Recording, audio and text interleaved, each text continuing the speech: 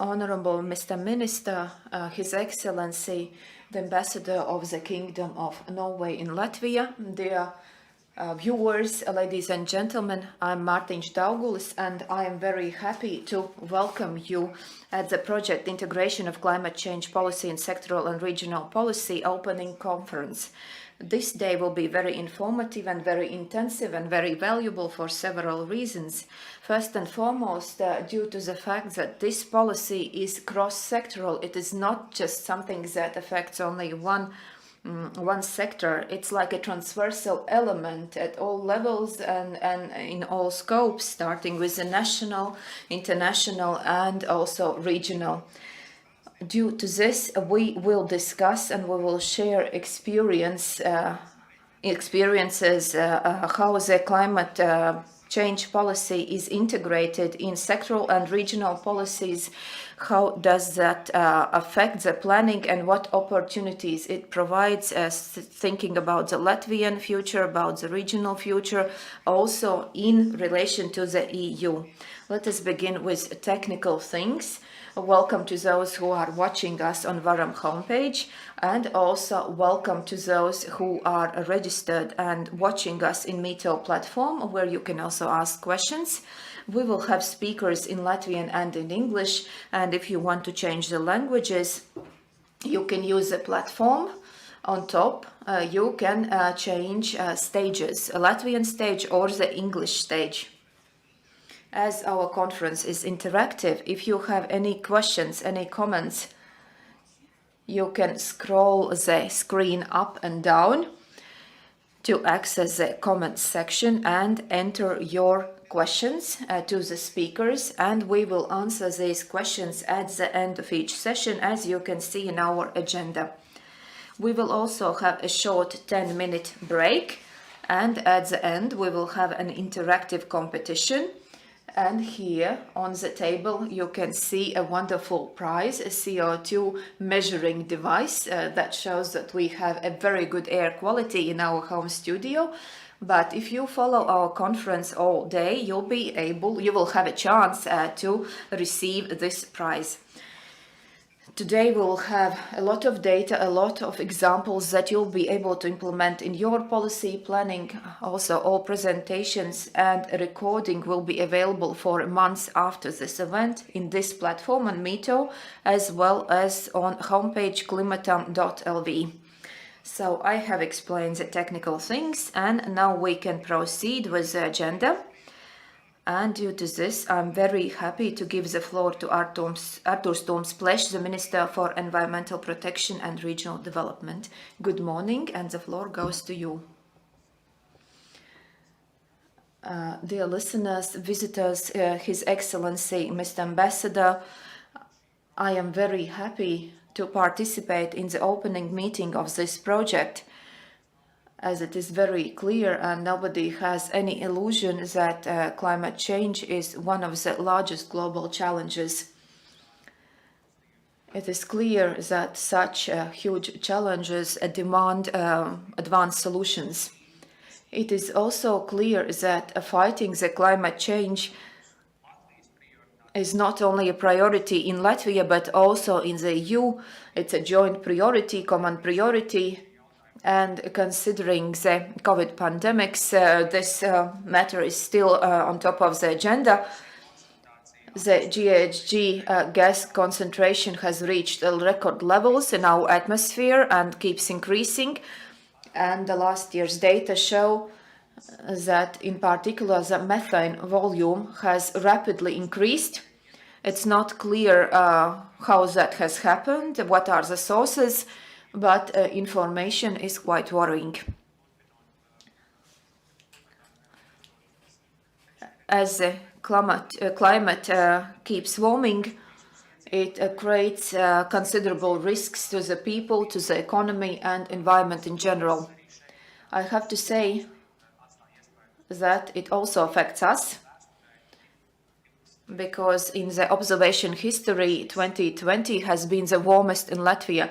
The average air temperature has reached 8.8 degrees Celsius, which is a significant turn and in the long term will negatively affect our lives.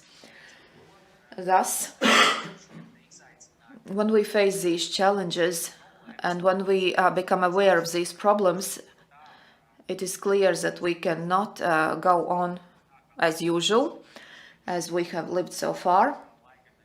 And though the environmental protection and economic activity quite often have been opposing notions, contradictory notions, but only if we align both of them and if we take into account challenges, we can make sure that our economy becomes more competitive, more environmentally friendly.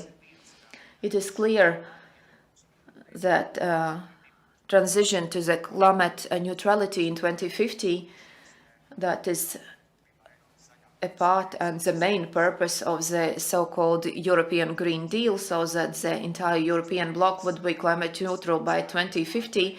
This target demands clear changes in our consumerism culture, in environmental protection policies and resource management. It clearly demands that we rethink ways how we can reduce the volume of produced waste, how in the long term we can use the resources more efficiently in a greener manner. And I have to say that the Green Deal and the path towards climate neutrality that we have already started includes significant reforms that will transform the way how we think, how we act, and how we manage our economy.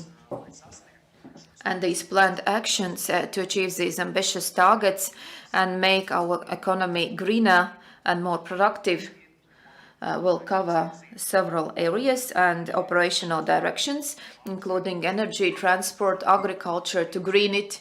It will also cover industrial policies and their review, as well as development of the financial sector to ensure the sustainability. Thus, we have a lot to do.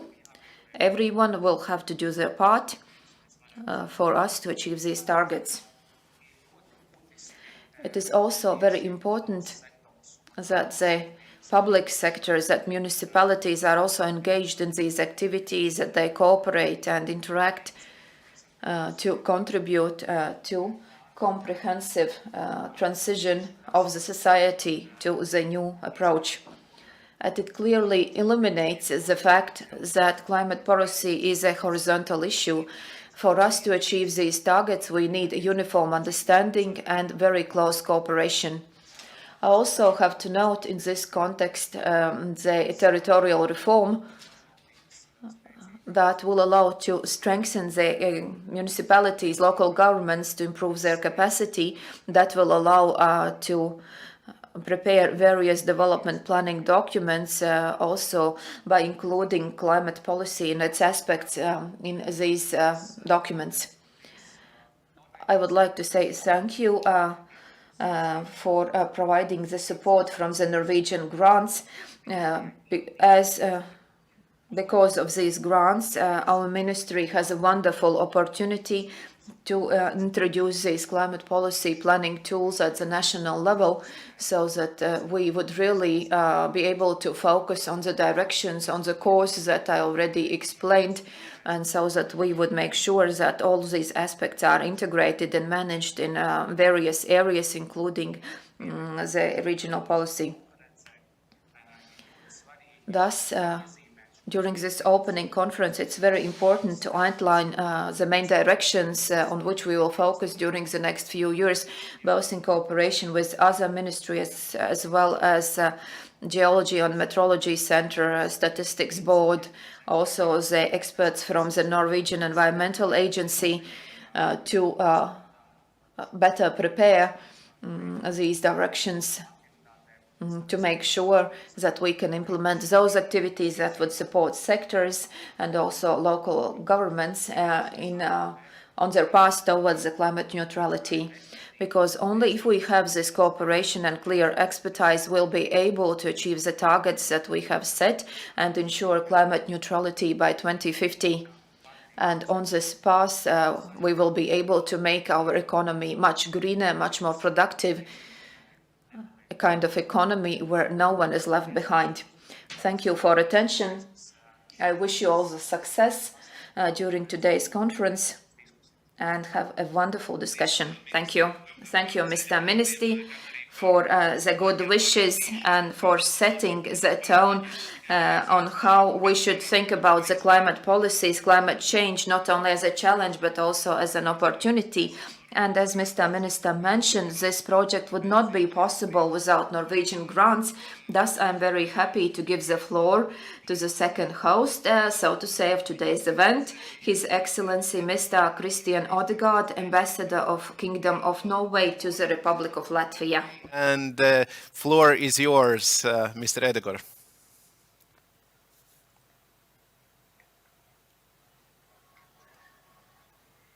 Labdien, dargi draugi, Ministra Kongs, Honorable Minister Plesh, dear participants of the conference.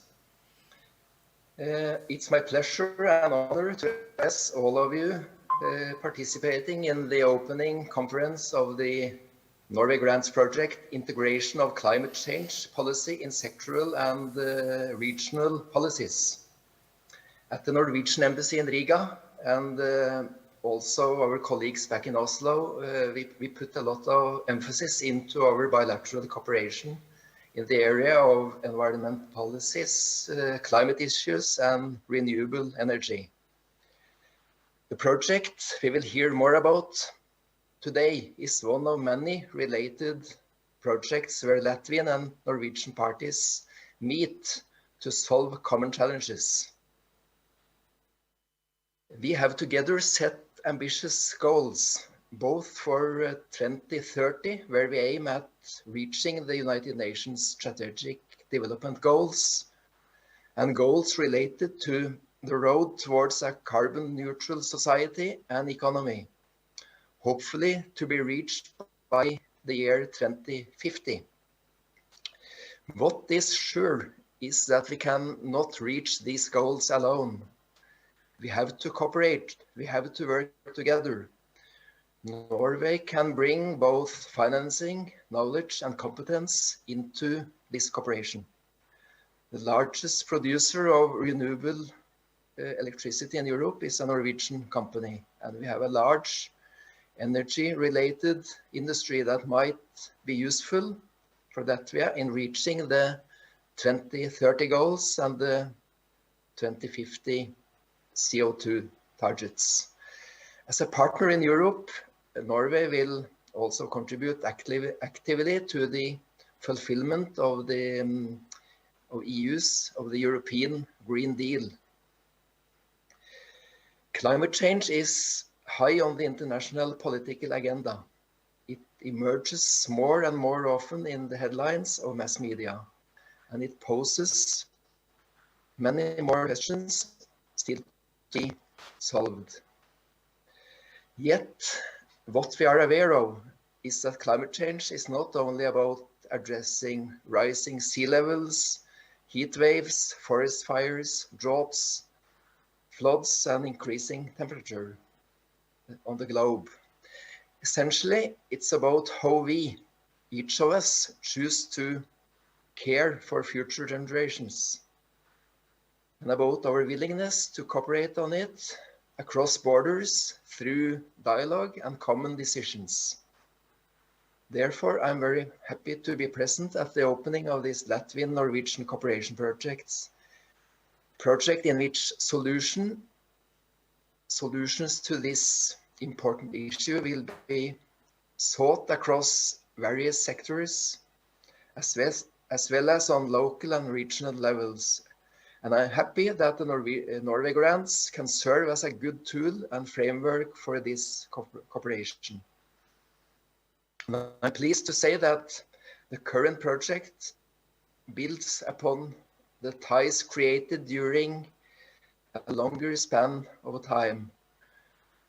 Norwegian Environmental Agency, the Ministry of Environmental Protection and Regional Development of Latvia, and Latvian Environment, Geology and Meteorology Center have in previous periods had a very successful cooperation on elaborating Latvian climate change strategy.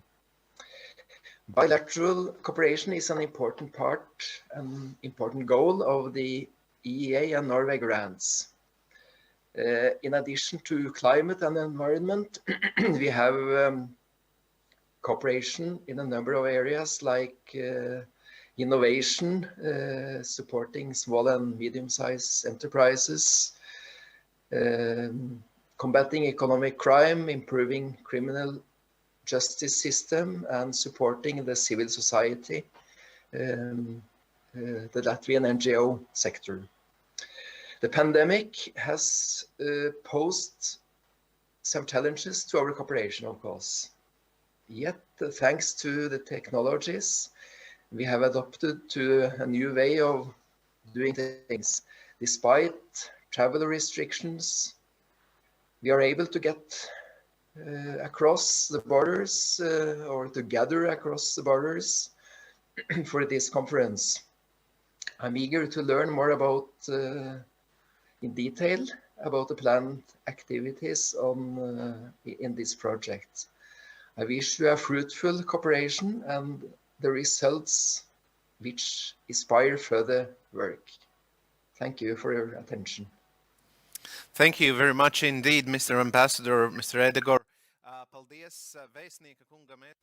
Thank you very much, Mr. Ambassador. We continue our conference, and now let us switch to the informative part. And as both introductory speakers already said, we are going to introduce ourselves, what integration forms are there, are possible, what cooperation forms are there, what experience we already have.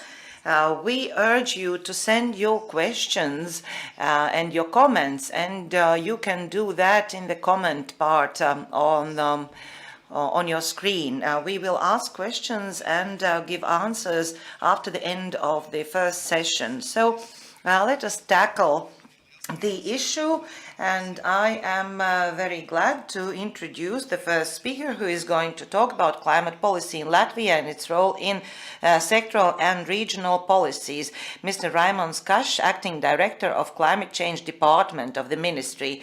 Good morning, Mr. Minister, Mr. Ambassador, hello viewers. These talks about climate change have become our daily topic, but there are many changes. Our average temperature is increasing. The extreme weather conditions could be observed more frequently, and we have to mitigate or try to keep it as it is now, and all international societies have agreed upon this. Next year there will be 30 years since the most important international agreement has been signed in order to diminish emissions, and we could adapt more to the climate changes. This General Convention of UN on climate change have been the driving force underneath our efforts, and during those 30 years visible progress have been achieved, namely reconfirming Paris Agreement, Kyoto Protocol, as well as policy in European Union has changed regarding these issues. And I believe that most of us have heard two words that were publicly spoken about, namely Green Deal, which has become a strategic goal for European Union, namely to make European Union climate neutral until 2050. Also, our role is very active.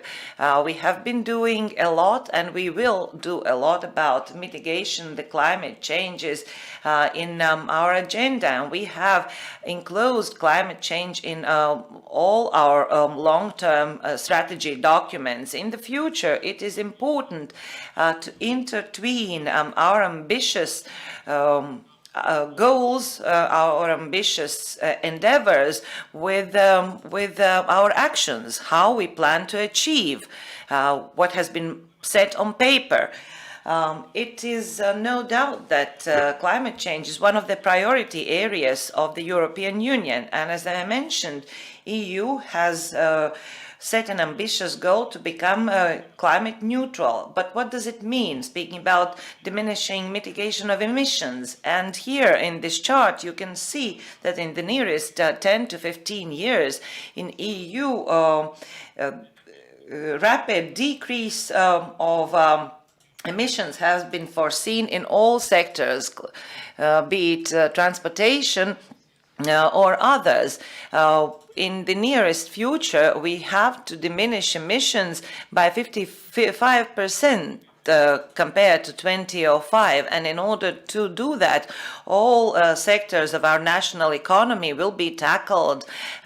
Practically speaking, we can say that already this year there will be more new strategic goals and documents in order to ensure those goals. But what does it mean for Latvia?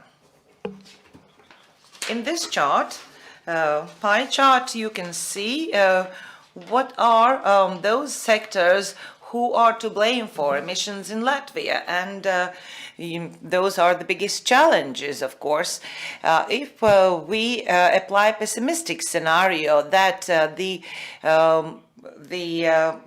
ongoing changes will happen as they are now, that here you can see that agriculture and transportation sector will emit even more in the nearest future, providing for or resulting that those aims will not be reached. On the contrary, we will get even further from those goals. So we have to think how to diminish emissions in those sectors. Here you can see in the table all the challenges, or many of the challenges that I have enumerated here.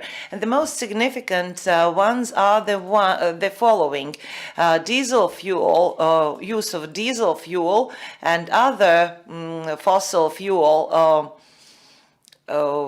should be decreased. Increased use of biomass should be used in order to diminish expenses for the society. But in transport sector, we again have to think of how to renew our car park in Latvia and eliminate old cars being brought to Latvia. Those are the main challenges in Latvia. Irrespective of those goals, ambitious goals, this is also a possibility for development, economic development. You know the quote from our poet Rainis, namely that those who will change will be there forever, meaning that problems are here to stay, but we have to adapt for climate change, taking into account social dimensions, for example, creation of new working place, as well as development of other sectors using innovative technologies. Those are intertwined matters, because the more efficient we are going to work and apply those new things, the system is going to work better.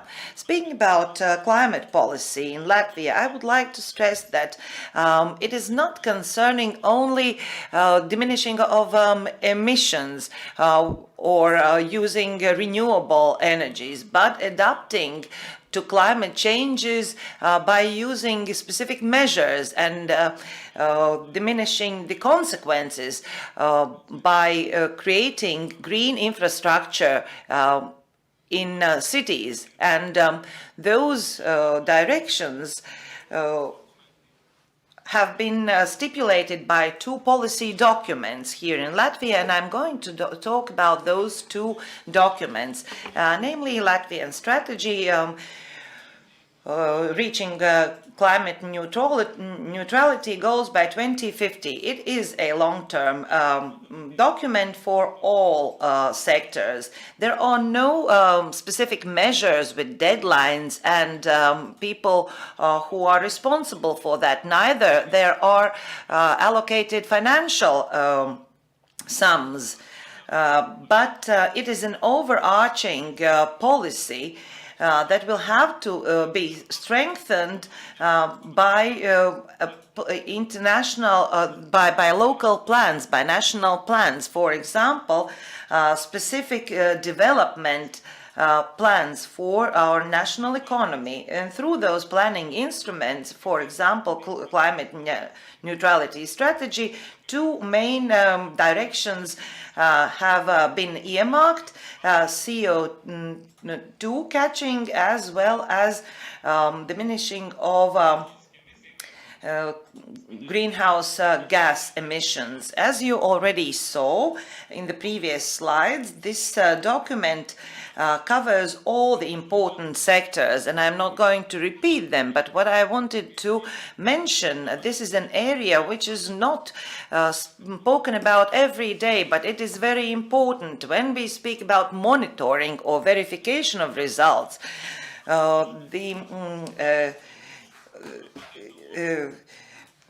Calculation of and using of data to account and analyze greenhouse gas emissions is a very important instrument.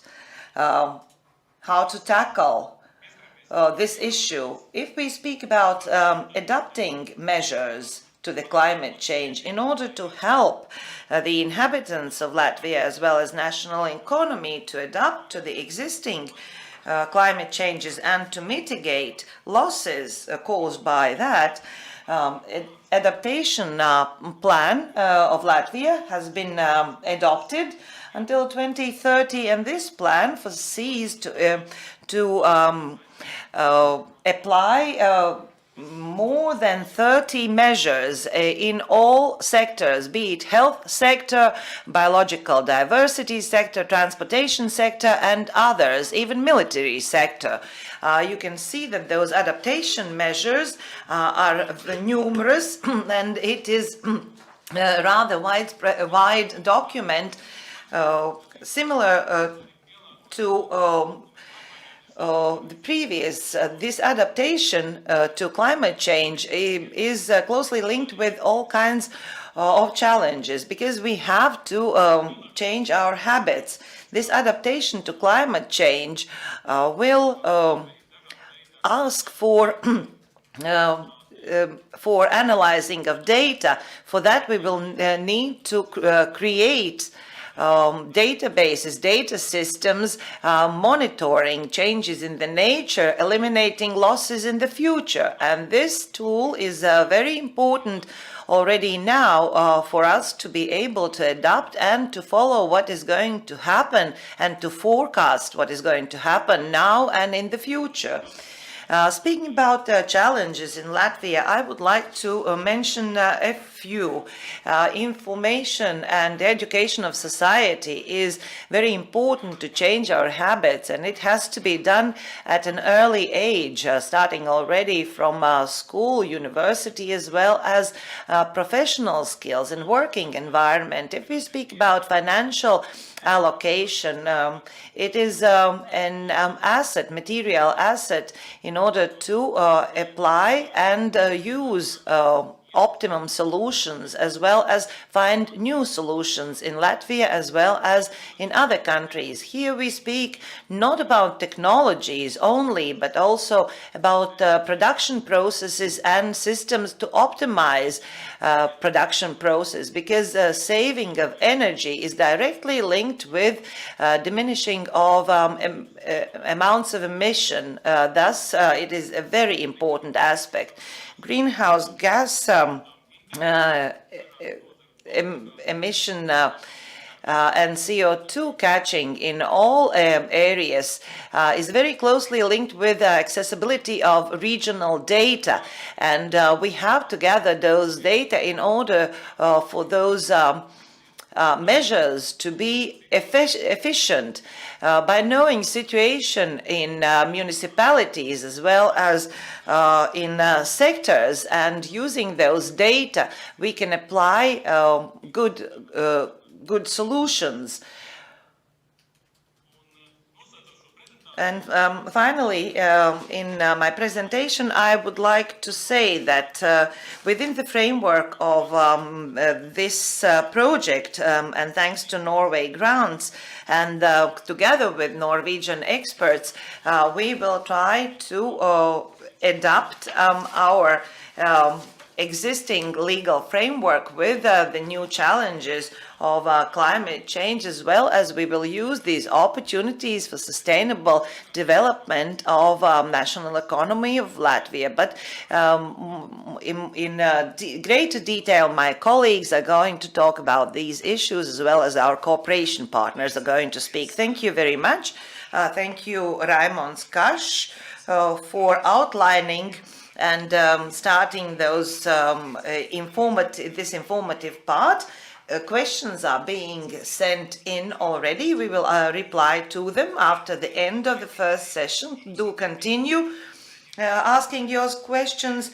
And Raimons already mentioned our cooperation with Norway, and our aim of the conference is exactly about cooperation, and that's why we have great honor to listen to the experience of Norway, namely Senior Advisor of Sectoral Section for the High North and Bilateral Relations, Norwegian Environmental Agency, Martha Haugen. She is going to talk about Norwegian climate policy at the sectoral and regional level and recommendations for Latvia. Mr. Ambassador and dear participants, my name is Martha Haugen, and I'm a senior advisor in the section for the High North and Bilateral Relations in the Norwegian Environment Agency.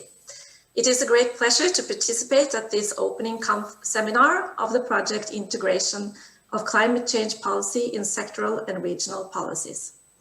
The Norwegian Environment Agency is partner to the project, and I coordinate the Norwegian contribution. I will in my presentation briefly present the Norwegian Environment Agency and then explain our role in the Norwegian climate policy at the sectoral and regional level. The Norwegian Environment Agency is a government agency under the Ministry of Climate and Environment. We have 700 employees at our two main offices in Trondheim and Oslo. And at the Norwegian Nature Inspectorate's more than 60 local offices.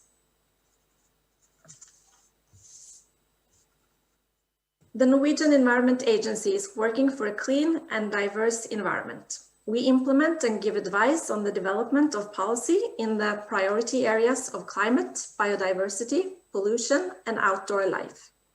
In addition to this, we are actively engaged in different international environmental cooperation. And through the EEA grants, we are donor program partner in 8 countries, including partner in this predefined project with Latvia. With regard to our climate work in particular, Norway is committed to international efforts to tackle climate change, a commitment shared with the EU. Climate change affects all sectors, the primary industries, infrastructure and buildings, the private sector, our biodiversity, cultural heritage, health, and so on. In the project Integration of Climate Change Policy in Sectoral and Regional Policies, Norway and Latvia will exchange experiences on how to facilitate climate policy and the implementation of climate measures at both the national and regional level and in different sectors. The Norwegian Environment Agency is the Norwegian partner to the project, but other Norwegian agencies will also participate. The knowledge and expertise from the Norwegian Meteorological Institute will, for instance, be valuable when it comes to the project's focus on how to improve future climate change scenarios.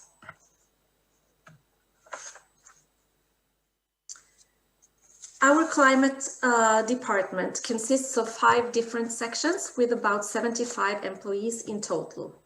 In the bilateral cooperation with Latvia, we will primarily use our expertise from the 2 sections highlighted in this slide, It is the section for emission inventories and analysis and section for adaptation and local measures. I will explain some of these two sections' responsibilities in our climate work as a basis for the expertise and knowledge that we will bring into this project.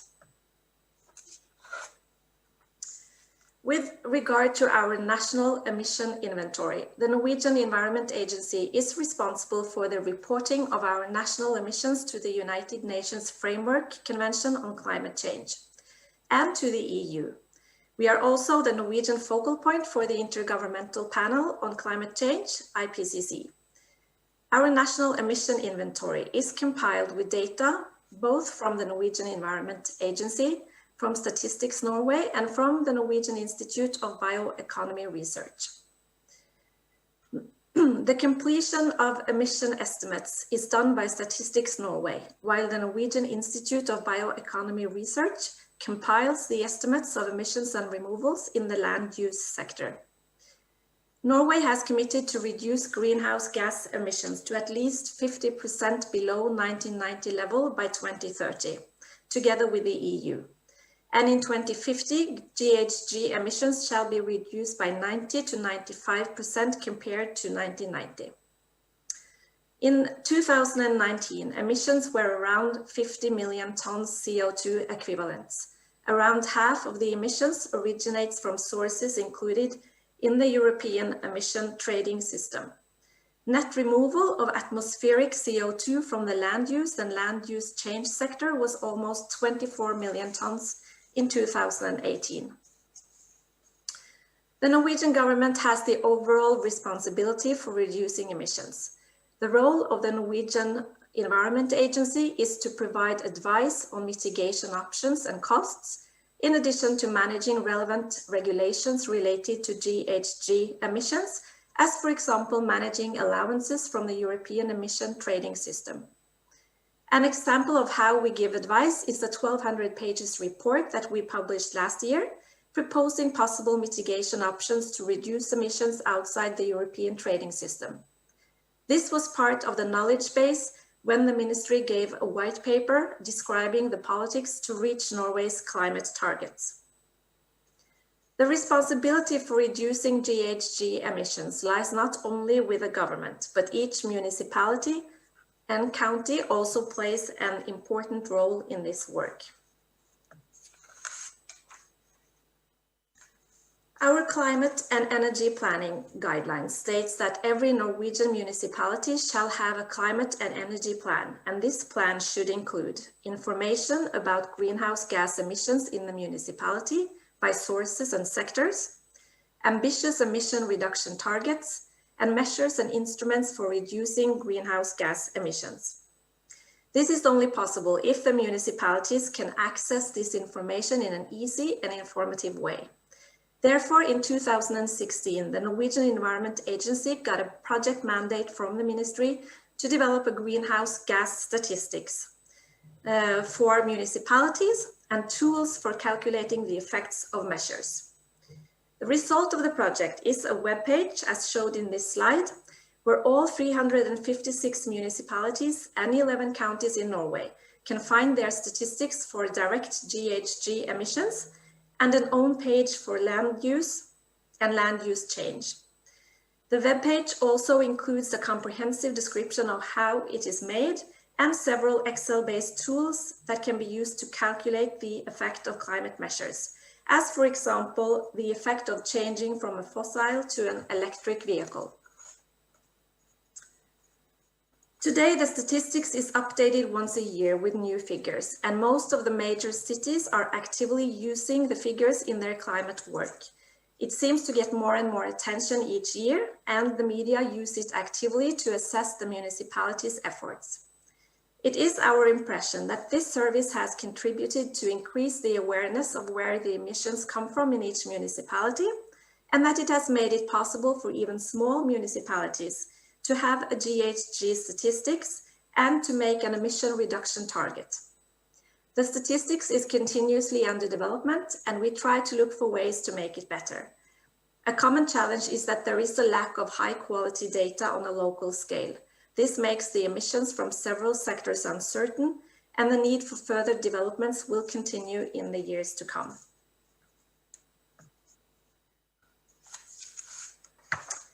When it comes to climate adaptation, the white paper on climate adaptation from 2013 is addressing what kind of challenges we as a society are facing in terms of climate change and how the government is addressing those challenges.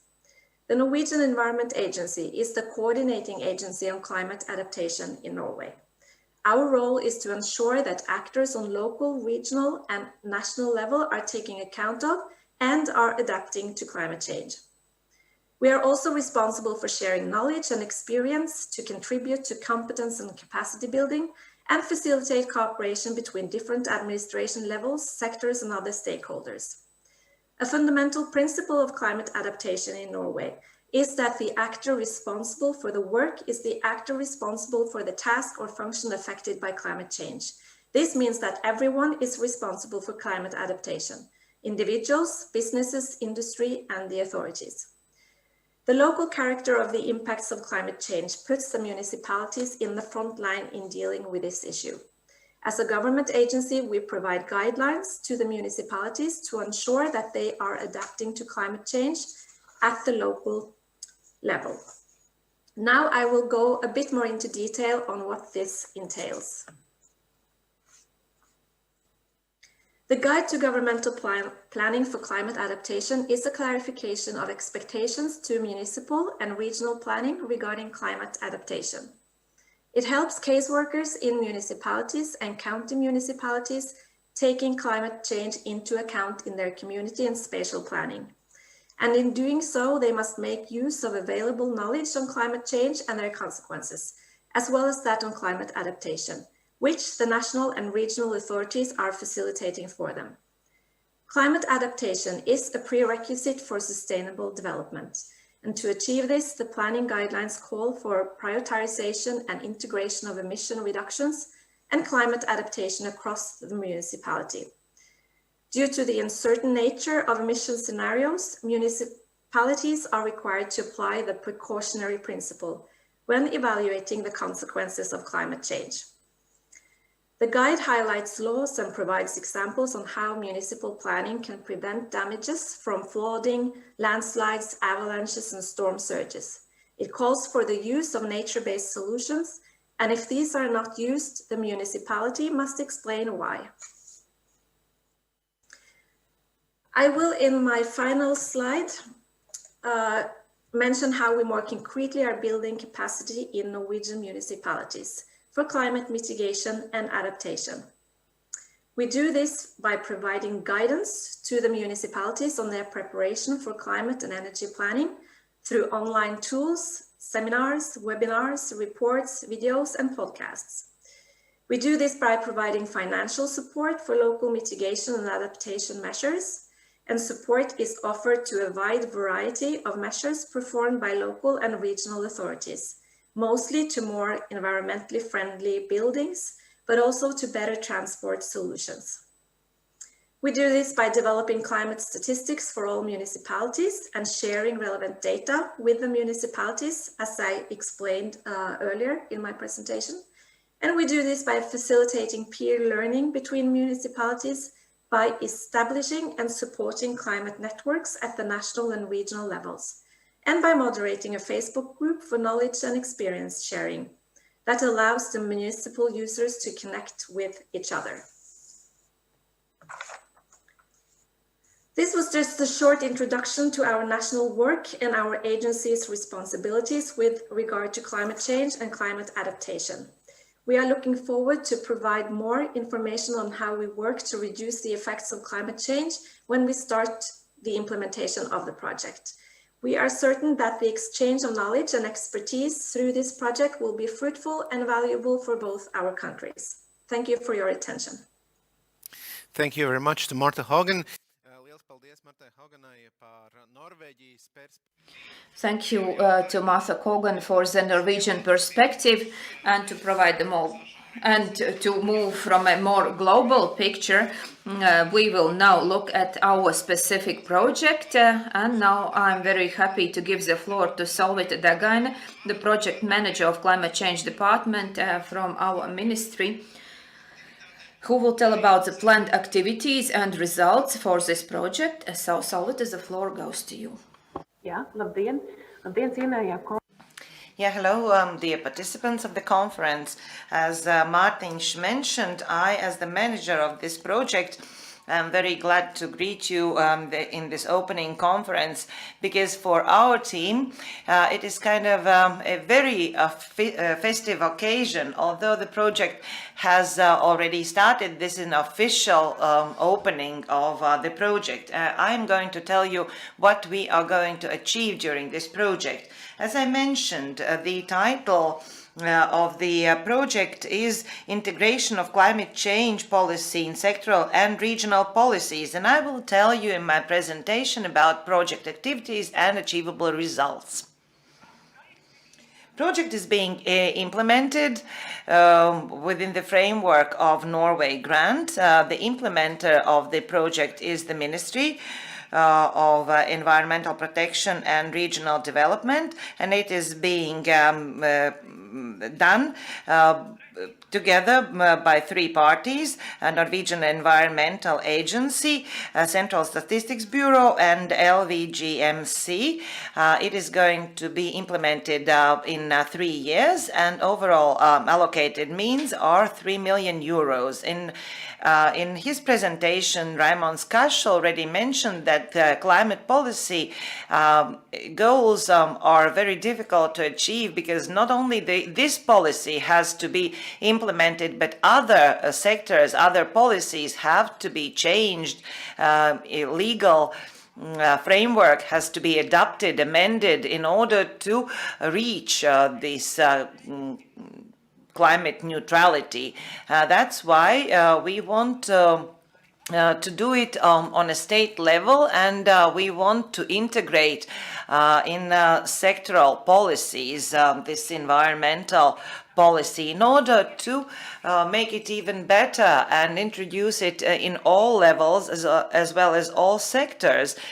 Implementation of the project foresees 4 goals. First of all, creation of planning tools, implementation of early warning, diminishing of coastal erosion, as well as integrated climate change policy in regional policy and in all sectors. I'm going to tell you about activities.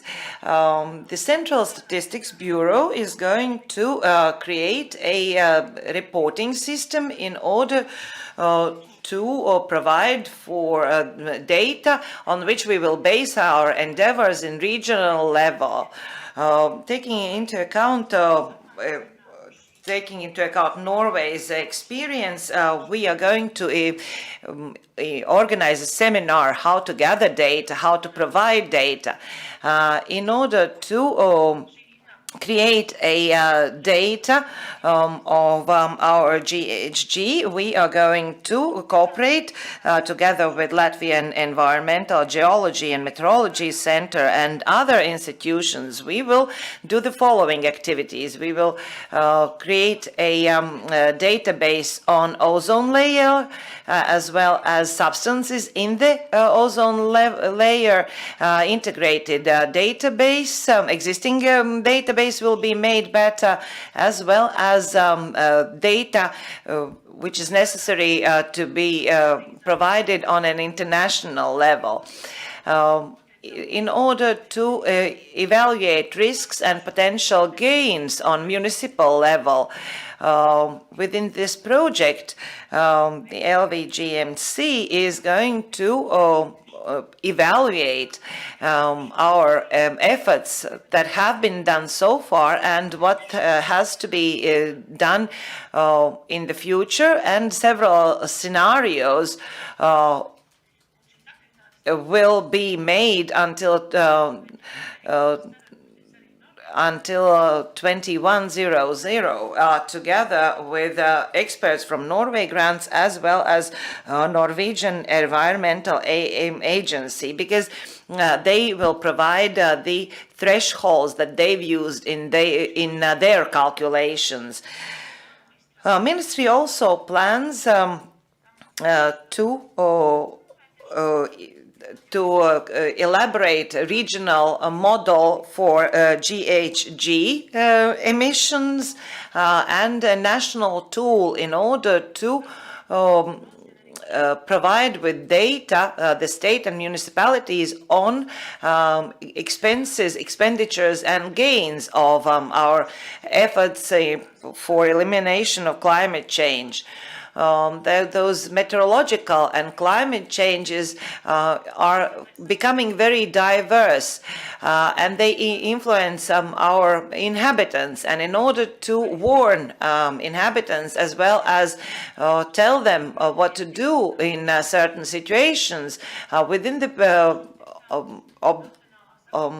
Objective 1.2, we will come up with activities in order to make better our early warning system, and we will again cooperate with Norwegian Environment Agency as well as Environment and Geological Center of Norway, and a seminar with Norwegian experts are going to be organized. In order to implement these planning tools in sectoral dimension, we will come up with 5 sectoral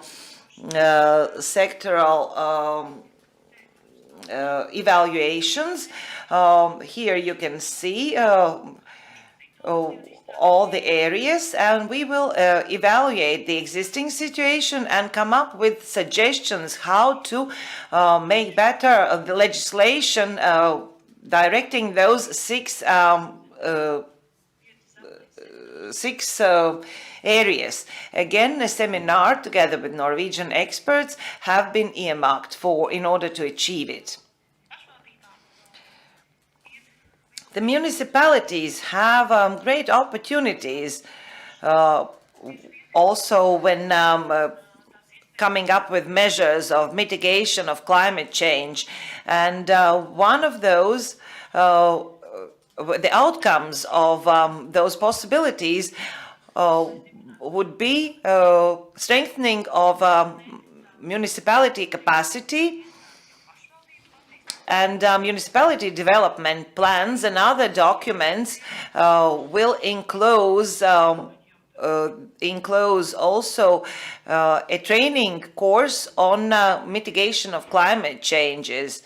The goal 1.4 foresees a survey, a study provided by LVGMC on coastal erosion, and forecasts for coastal line will be studied.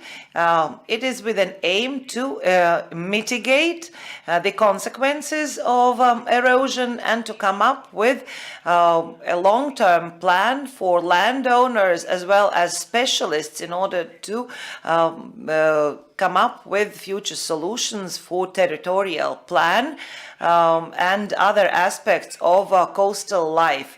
We, as the project partners and implementers of the project, have foreseen publicity and communication activities. We have seen 3 conferences, so do follow our webpage on conference for next year, midterm conference, as well as final conference in 2023.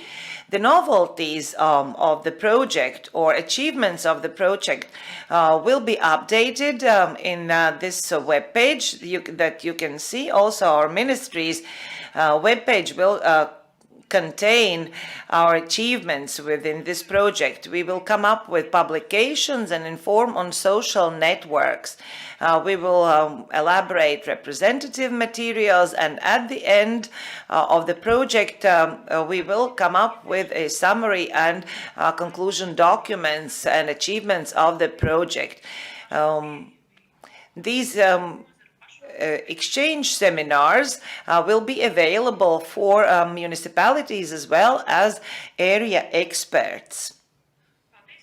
Thank you very much for your attention, and I urge you to follow this conference because the experts are going to provide detailed information on activities that I've mentioned and planned activities within the sub-activities.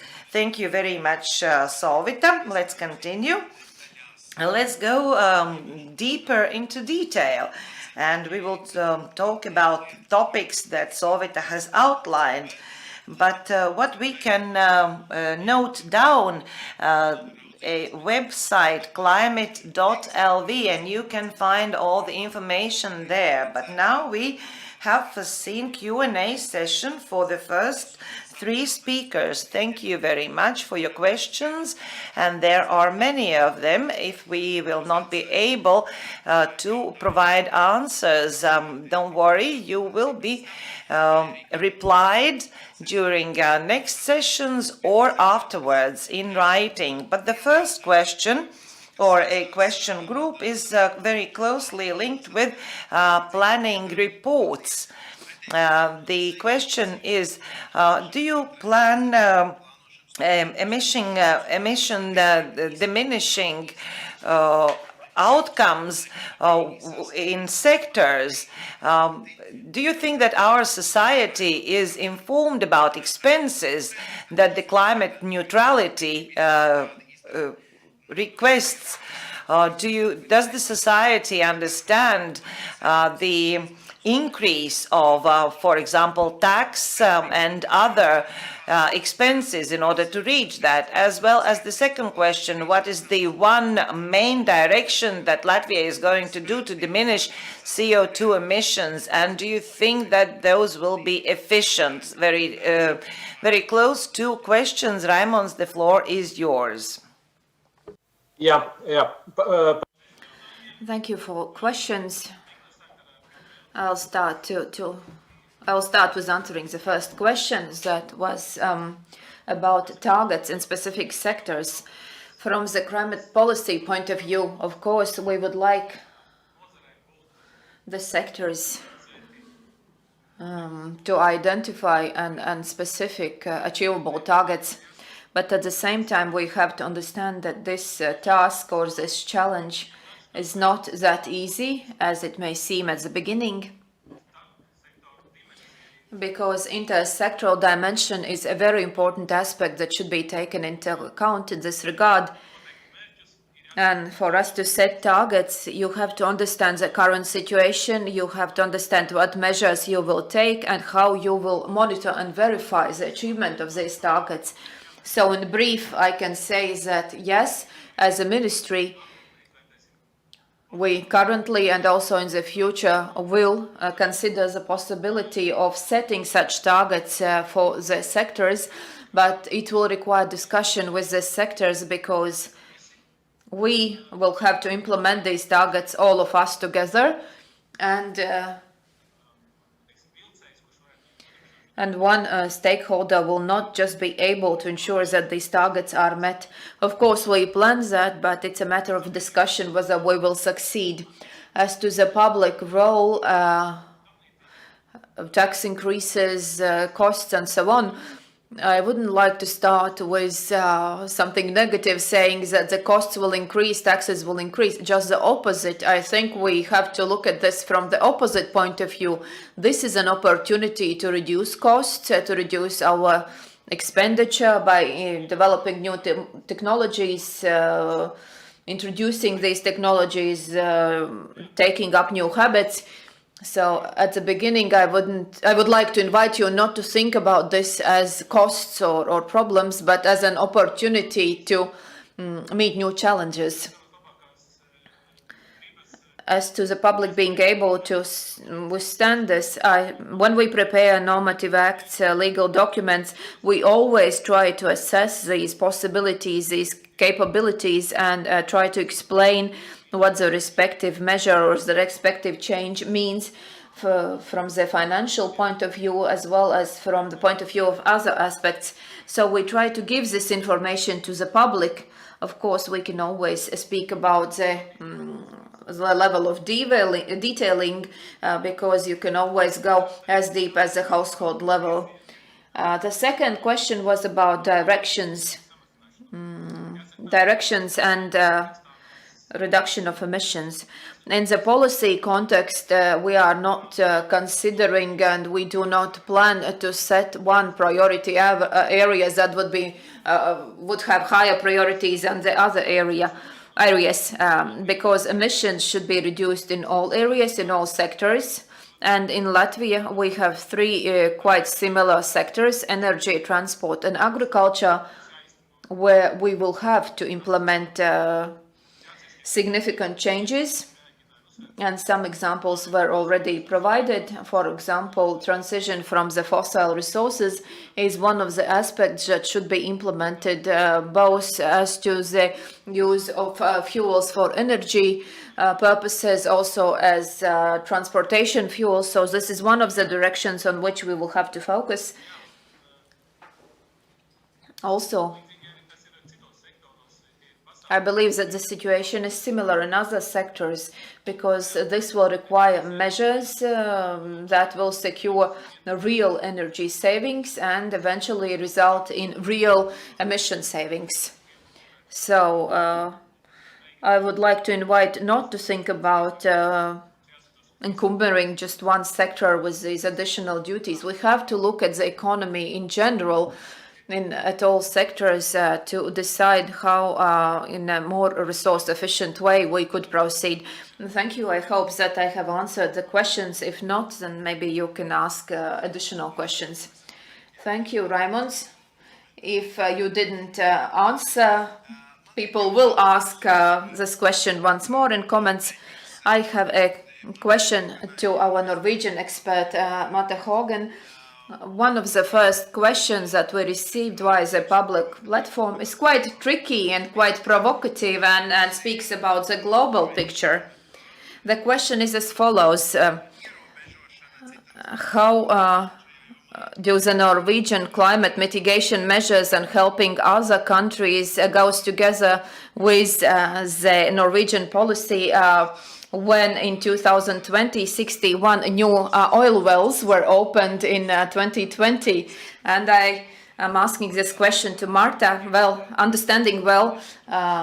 And more for the bigger picture, and I believe the provocative questions for the morning routine, it's always very well for the mind fitting. How Norway's climate change mitigation financing in other countries correlate with issuing 61 new oil drills in Norway's territorial waters in the year 2020. That's the question about fossil politics and climate change politics that always goes hand in hand, and how you balance that, Marta. Thank you. I think that I will pass this question to one of my colleagues that participates in this conference, to Erlend Moster Knudsen or to Thomas Seim, if they can ask. No, I'm sorry, if they can answer the question.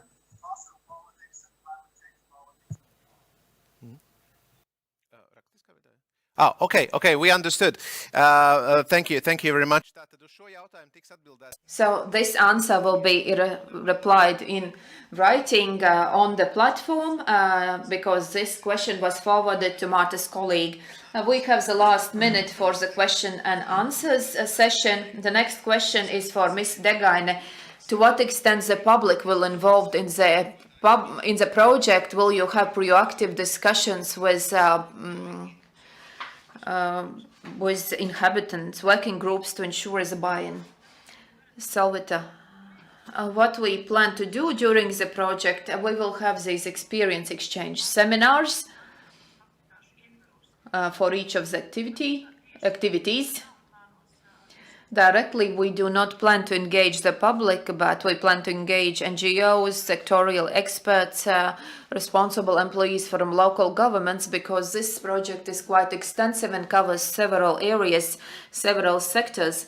I think it's our contribution as such, because we will be very active in this project and inform about the national direction and what we do in the project and what we will do in the future. So direct involvement of the public is not planned, but it will definitely take place indirectly by providing information and engaging experts. I hope that I answered the question, but if not, you can always leave a comment and then we can provide a more extensive answer in writing. Thank you, Solvita. That's the advantage of this platform, because even if we don't vocalize the questions, they can still be answered on the platform. There were also questions about the e-training course being available to the municipalities. This will be discussed in more detail during other presentations. And by this we have completed the first session. Thank you to all the speakers. There was a lot of information provided, and this information will be available later on this platform as well as on the homepage klimatam.lv. Now we have to let our mind rest and have watch a video from Salaspils siltums.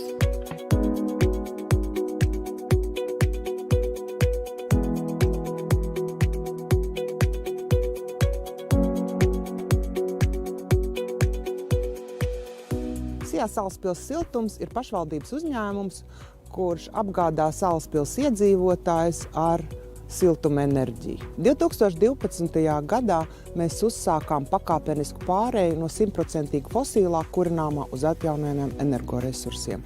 Un šobrīd mēs esam samazinājuši kopumā SEG emisijas kopš 2012. gada par 90%. Visa šī sistēma, kas mums ir, tās ir šķeldu katlamājas, 2 akumulācijas tvertne, saules lauks, un mums arī ir pīķes lodzēm. Pīķes lodzes, tas ir tad, kad ir ļoti augsts. Mums vēl ir arī gāzes katlamājas. Viņas ir saslēgtas tādā prioritāšu sistēmā. Pirmais ir saulīte. Un saulīte mums ražo faktiski visu gadu. Par sauli mēs esam sapņojuši faktiski jau ļoti sen, un kādus 5 gadus līdz tam, kā mēs uzsākām to projektu, mēs esam pētījuši un skatījušies, kā saule tiek izmantota citur pasaulē. Un līderi šai ziņā ir Dāņi. Nostrādājot nedaudz vairāk pa gadu, mēs redzam to, ka mēs ražojam tādos pašos saules laukos, saražojam vairāk siltumenerģijas nekā Dānijā. Kopumā šis projekts sastāv no 1720 saules kolektoriem. Katrs kolektors ir 12 kvadrātmetri liels, un pat ja no tālienes viņš neizskatās tik liels, īstenībā tā ir diezgan liela platība, tā saucamā aktīvā platība. Kopā šī teritorija ir 6,5 hektāri. Siltās vai, augstas radiācijas dienās mums ir ļoti ātri jānoņem tas siltums, jo viņš sasils diezgan ātri, un mums jānovada viņš uz akumulācijas tvertni, kur tas siltums ir sasniedzis ap 100 grādiem jau. Tas nozīmē to, ka tanī brīdī, kad notiek enerģijas ražošana no saules, mēs neko nededzinām, nepiesārņojam dabu, un tas ir videi draudzīgi. Es gribu likt uzsveru arī uz akumulācijas tvertni. Šī gadījumā viņi ir vienkārši nepieciešami, jo pa dienu mēs ražojam un vakarā vairāk patērējam, bet arī citos gadījumos mēs izmantojam akumulācijas tvertni, piemēram, ziemā. Mēs pa dienu piekurinam vairāk no atjaunojamiem energoresursiem, lai pēc iespējas mazāk izmantotu gāzi, tad, kad paliek augstāks. Tad mēs faktiski uzkrājam to siltumenerģiju un maksimāli izmantojam, vai nu tā būtu saule, vai nu tā būtu citi atjaunojami energoresursi.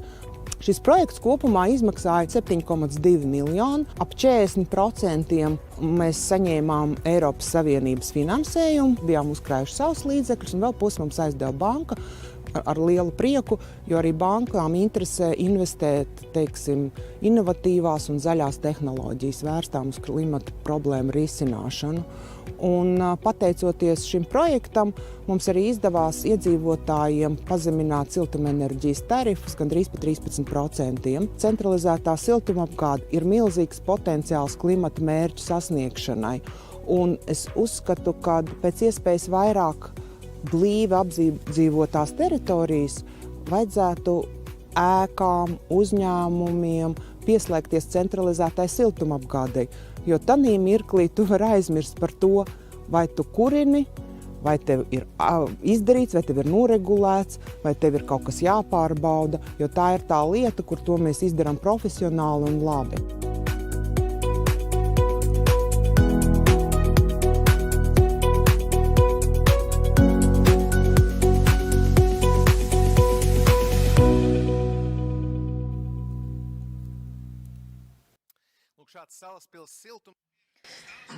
That was the experience of Salaspils heating utility company, and now we will look into our topic in greater detail.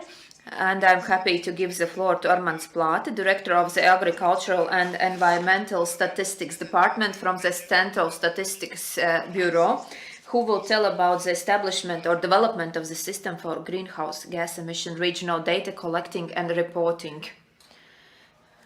Good morning. I'm very happy to participate in this opening ceremony. I would like to say two things.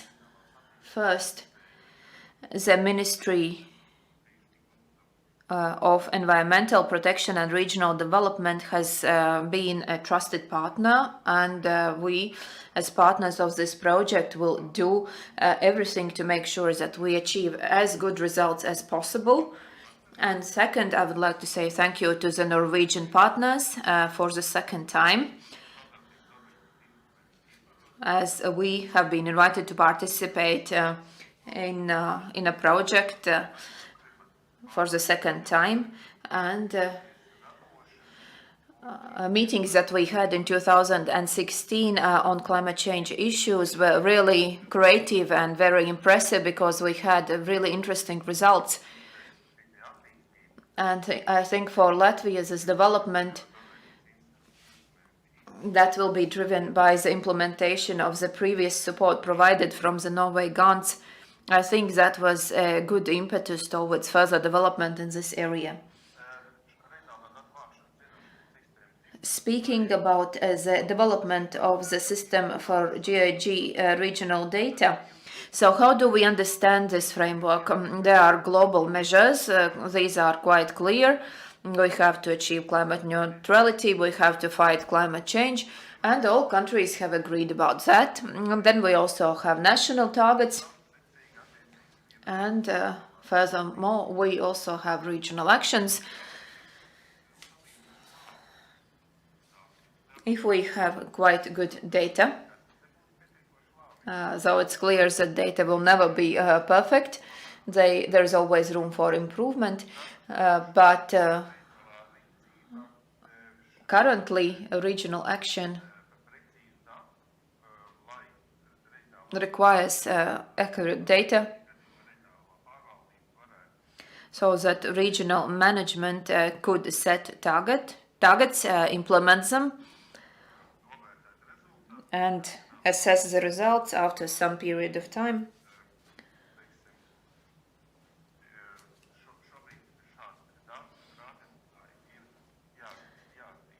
And currently these data and indicators should be still developed. And in this regard, or for this purpose, we will develop a system under the project that ensures availability of regional indicators on GHG emissions in the regional or on the regional level. We will focus on emissions that the regions can regulate. This will be a priority. Also, we will work with mitigation of climate change that affects use of renewable energy sources. that contribute to the achievement of these targets. And we will also work with issues that are related to adaptation to climate change, that also require specific indicators, specific data, so that local governments could assess their action and monitor the results and also set new targets.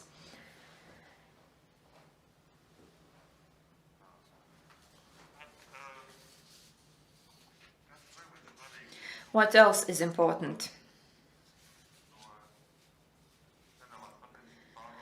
What else should I tell? Speaking about what we will do when the EU adopted the Green Deal, this policy, this notion, Eurostat also organized a study, namely what national statistical units could do to improve statistical data about climate change that could be used by specific sectors and possibly also regions.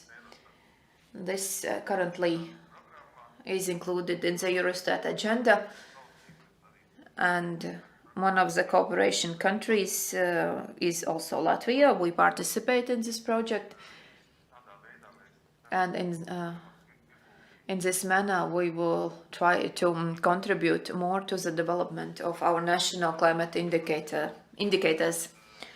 So our planned activities, in general, we have 7 main activities. First, review and identification of methodologies for the required regional indicators, available data sources, and prepared calculations. So we will look at what information, what data are the most needed. We will work on methodologies and so on. Second, we require discussions with the responsible bodies to organize, to ensure this development. Of course, the first and most important institution in this cooperation is the Environmental Protection Regional Development Ministry, also planning regions and local governments, because many local governments already have specific activities, they already measure certain indicators.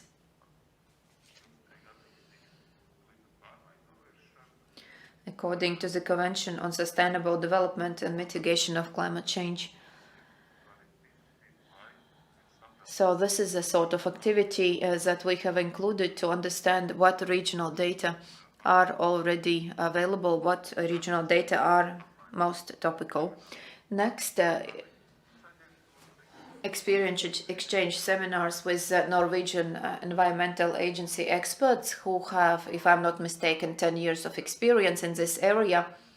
The next stage will involve development of methodologies to calculate regional indicators for specific action like energy, transport, agriculture at the regional level. That is planned for 2022. We will also calculate the selected indicators, compile them and publish in databases.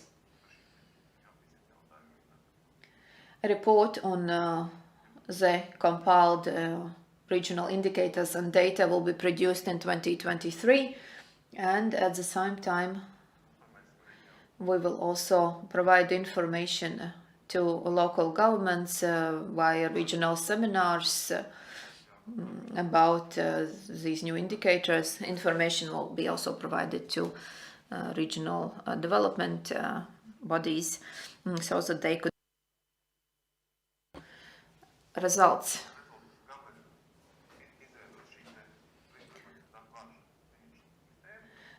Develop a climate data collection and reporting system that includes a list of the main indicators and metadata descriptions. That also includes quality assessment and quality improvement plans. We also intend to prepare methodologies for regional climate indicators, and we will publish also the regional climate indicator databases. Here you can also see a link, because we already have worked on these topics. We have already developed some regional data. Okay, please click on indicators. Here you can already see for which sectors we have information. Let us click on people. Let's say birth rate. Here you can see the regions. This is a simpler indicator, or quite a simple indicator. So visually, it's quite convincing. On these regional data are being developed since last year, and in the interactive map you can see this information. And now let us return to the last slide. I hope that we will have excellent results, and thank you for your attention. Thank you, Mr. Plate, for the for this presentation that very clearly explained what we will have in each step, what results are expected, and from the qualitative point of view, how this will happen. It was also visually interesting when you demonstrated the visual tool. So thank you for your presentation. I would also like to invite to send questions via the question and answers section that we'll ask at the end of this session. And now I will give the floor to Agita Gansone, Climate Change Department Senior Expert, who will speak about the improvement of the Latvian national GHG inventory system. So it sounds quite complicated, but everyone understands what this topic entails. Please, the floor goes to you. Hello, everyone.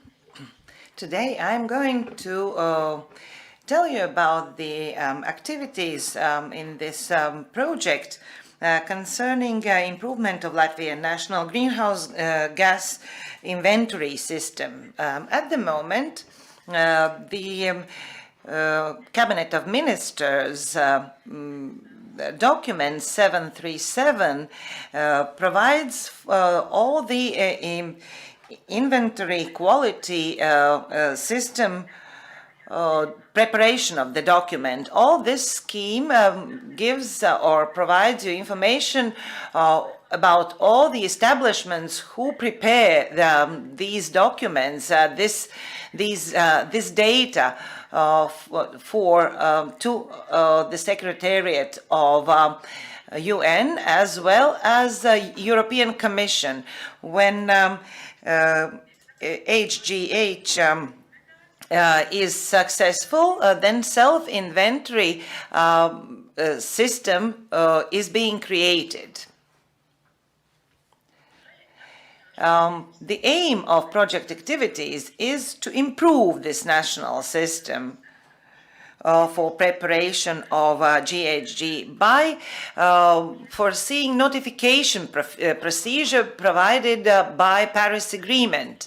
In this slide, you can see what activities have been planned within the project for improvement of GHG, as well as who will be responsible for what, as well as time frame or deadlines when they have been planned. And now I will tell you about these activities one by one.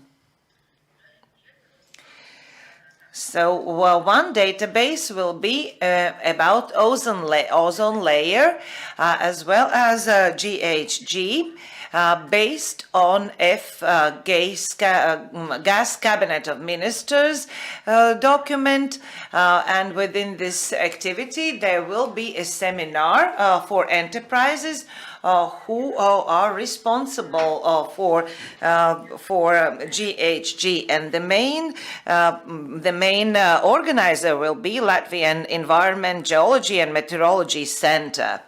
Also, we will make better integrated database named MESA, taking into account the document from 2019, the guidelines for emissions and CO2 capture of CO2 emissions. Also, training for experts will be organized about the changes in database. And again, Latvian Environmental Geology and Meteorology Center is going to organize that together with other institutions responsible for reporting and preparation of data. In this slide, you can see the activities foreseen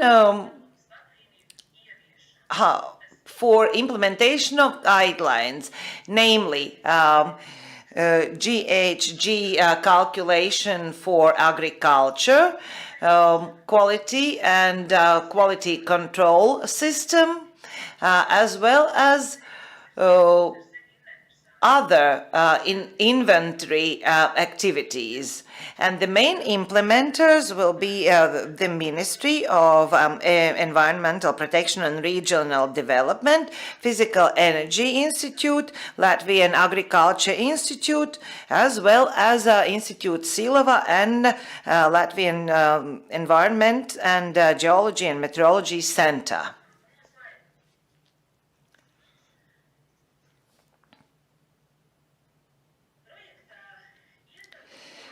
Within the framework of the project, we will make better this GHG inventory system for land use, for agriculture and forestry sector. We will prepare the data from various land plots, taking into account again the guidelines from 2019, as well as within this activity we have planned to organize several experience exchange seminars, and the main implementers of this activity will be Forestry Institute Silava. In this slide, I enumerated the gains from the activities that I mentioned beforehand. First of all, we will improve Latvian national greenhouse gas inventory system, as well as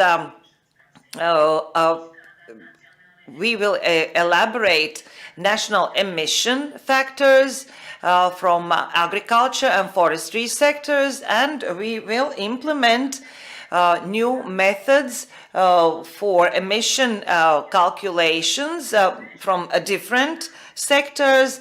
We will implement recommendations, international recommendations, and cooperate with Baltic and Norwegian and other experts.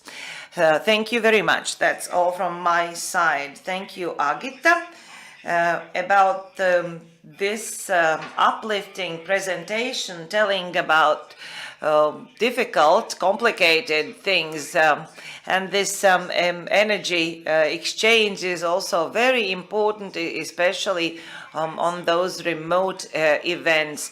According to the program, we have reached a Q&A session, Q&As to the previous two speakers. Mr. Plate, what are the main challenges for the gathering of good regional data, good and representative regional data, and what would be the obstacles in order to collect that data? My answer to this question would be rather provocative, because the statistics is all about questions, new questions. But we are not trying to come up with questions just for the sake of questioning, taking into account our previous experience and from 218 indicators, about 60% were covered by other questions. And what is happening with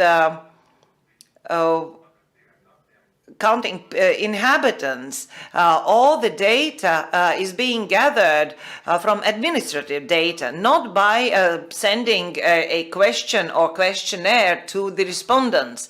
So we are not going to burden respondents with yet additional questionnaires.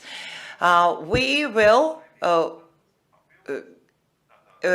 get the existing data from variables on regional level, or applying variables, as well as we might find some new data sources. For example, if 10 years ago we had electricity meters in every household, now we have those smart measures and we can collect data just by driving by. And if we take that example, we can gather new data just by driving by, but it's not that simple. There are many challenges. But the statistics, as I said, is based on questions on details. And now if we look at territorial reform, administrative reform, we want our counties to be as big as possible, thus not providing new challenges for gathering statistics as well. Another challenge will be municipal elections this year. And we will receive regional indicators, and or we will organize discussions within the framework of collecting the data and the indicators. I hope that I responded to the previous question. I hope so too. And the next question is for Agita. Please example what lies underneath the measure of improvement of GHG emission calculation. Does that mean that every country has different calculation method? It means that international auditors indicated that there are new surveys characterizing the situation better. Those new indicators could be elaborated into our inventory, as well as GHG calculation method. Also, we have a short-term, mid-term, and a long-term plan of how to improve this data and calculation method of GHG. Armands, the data will be gathered on a regional level. Can we define binding targets for regions on GHG emissions, on reduction of those emissions? I think that would be very good, but we are neither legislators nor the ones who can initiate a new piece of legislation. We are responsible for gathering of data, for the quality of those data. Thus, my response would be, yes, it would be very good, because that would make municipality role much bigger and will make them to be responsible for their emissions. But that is the issue of the ministry. We will ask maybe the ministry to come up with a written answer on political level. Next question, which is a part of a bigger question. A policy issue. Do you work on overall solutions on how to reach those emission goals? Because sometimes the goals and the targets are controversial. Maybe Agita can comment how sectoral and cross-sectoral solutions are taking into account. So we are working on common policies and measures in order for one sector to supplement the other or work cross-sectorally to reach those targets. We do have discussions, and through those discussions we are trying to reach a compromise towards reaching those targets. So horizontally, they are based on compromise, not as a mechanism that is mandatory. Okay, thank you. We have finished this part of Q&A session, so be as active as so far. I would like to remind you that an interactive quiz is going to take place at the end of today, and CO2 measurer produced by Maple will go to the person who will win the quiz or who is going to be the most active. It is a rather beautiful design element, so you can get that if you participate in the interactive quiz. But in order to have additional strength to do that and to continue, this is the right time for a coffee break, and we will resume at 11:50.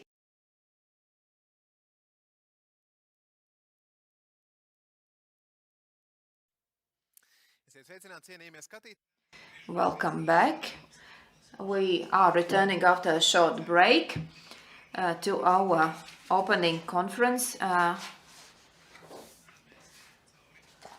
on the project Integration of Climate Change Policy in Sectoral and Regional Policies. And we are now looking at various areas, various aspects, what we will do and how all of us could benefit from this project. And for us to feel good and for us to go beyond the virtual space of this conference, we will start the next section with a video from Jelgava Municipality Operative Information Center.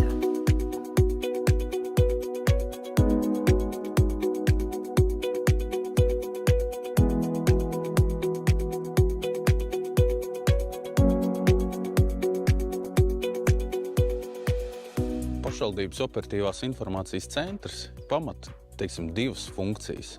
Ikdienā tās būtu rūpes par pilsētas infrastruktūru, mūsu zvanu centra funkcijas nodrošināšana, pieņemot zvanus par dažādām, priekšlikumiem, ierosinājumiem, vai, fiksētajiem kaut kādām bojājumiem infrastruktūrā. Un otra ir reaģēšana ārkārtas situācijās, kur tātad operatīvās informācijas centrs arī rūpējās par civilās aizsardzības komisijas darba sekmēšanu, koordinēšanu, principā sekretariātu funkciju izpildi. Tvērums mums ir diezgan plašs. Jelgavas pilsēta, Jelgavas novads un Ozolnieku novads. Klimata pārmaiņu jautājums ir viennozīmīgi būtisks un svarīgs, un to mēs redzam mūsu ikdienā. Tas gan saistīts ar infrastruktūras elementu, kas ir energoietilpīgi, uzraudzība, vai tas būtu ielu apgaismojums, vai lielās lietas ūdens kanalizācijas, sūknētavas, tās monitoringa sistēmas mūsu dispečeri no savas pults spēja, pāraudzīt un fiksēt viņu darbību. Ja gadījumā kāda ķibela notiek, tad saulēcīgi arī reaģēt. Papildus mēs fiksējam sezonālās pārmaiņas, informējam par to civilās aizsardzības komisijas, un arī pilsētas vadību, kur fiksējam kaut kādus savā ziņā gan anomālijas, gan ilgstošā periodā izmaiņas. Papildus ir indikācijas par šīm gaisa temperatūru, arī tādiem, straujām izmaiņām, kad gan augsta temperatūra, kad ir ļoti liela karstuma viļņi, gan arī otrādi, kad ir tie augstuma viļņi. Ja karstuma viļņi vairāk pat ietekmē veca gadagājuma cilvēkus, un tur būtu jārūpējās par to, lai dzīvesvieta būtu iekārtot atbilstoši, lai arī diennakts tumšajā laikā temperatūru dzīvesvietā atdzistu, ja, un nebūtu tie veselības apdraudējumi. Ja, tad ziemā atkal tās zemās temperatūras, kuras ietekmē infrastruktūru. Ar klimata pārmaiņām būtiskas lietas, kas būtu, teiksim, šī spēcīgās lietusgāzes, ja, kuras var radīt bojājumu infrastruktūrā. Straujās lietusgāzes nozīmē to, ka arī strauji ūdens līmenis ceļās upēs, it sevišķi mazajās upēs, un tad ir vajadzīgs šāds nosērt pļavas, ja, palienu pļavas, kur tam ūdenim izplasties, lai viņš neapludinātu kādu mājsaimniecību. Plūdu apdraudējumu monitoringā mēs esam tieši iesaistīti. Papildus ir izveidots rīks atgrīnās apziņošanas sistēma, ja, pie kuras var piekļūt katrs Jelgavas iedzīvotājs, tātad ieejot interneta pārlūku programmā, ievadot adresi karte.jelgava.lv, tur ir tieši plūdu kartes redzams un arī pieteikties atgrīnās apziņošanas sistēmai. Ja, un tanī brīdī, kad mēs redzam, ka tiecīgā adrese, teiksim, ir apdraudējums, ja, paredzams, tad mēs varam izsūtīt ziņu, ja, un informēt, kā rīkoties. Galvenie izaicinājumi, teiksim, tuvākajai 10 gadai viennozīmīgi ir attīstīt digitālos risinājumus. Ko tas nozīmē? Tas nozīmē izbūvēt papildus infrastruktūru, kur mēs iegūstam aktuālo informāciju par to, kas notiek vidē. Ja, teiksim, attīstīt šo te agrīnās apziņošanas sistēmu, lai pēc iespējas ātrāk informācija nonāktu gan pie iedzīvotājiem par aktuālo informāciju un pastāvošajiem riskiem, gan arī speciālistiem, kuri, teiksim, pieņem lēmumus un rīkojās. Informāciju ātrāk ievadīt ģis sistēmā, kur var 3D modelī plānot, kā mainīt infrastruktūru, lai samazinātu tos riskus, kurus ar dronu palīdzību, teiksim, visaptvaroši var redzēt, ja, kur kādas aplūstošas teritorijas ir bijušas. Saistībā ar klimata pārmaiņām viennozīmīgi ir jāattīsta šādi, teiksim, kā, piemēram, šeit tika veiktas darbības, kur ir iespējams papildus ūdens apjomu novadīt, ja, un tātad veidot gan šīs te dambjus, gan promenādes gar upēm. Un vēl viena ļoti svarīga lieta, it sevišķi šādās te mazākās upēs, kā Svēta, Platone, bet arī ļoti aktuāli tas ir Lielupē, tas ir gultnes izpēte, ja, batometrijas veikšana, ja, lai saprastu, kur varbūt vajag izbagarēt, kur vajag patīrīt, lai tā caurplūde būtu normāla, vai arī, lai nerastos ledus sastrēgumi.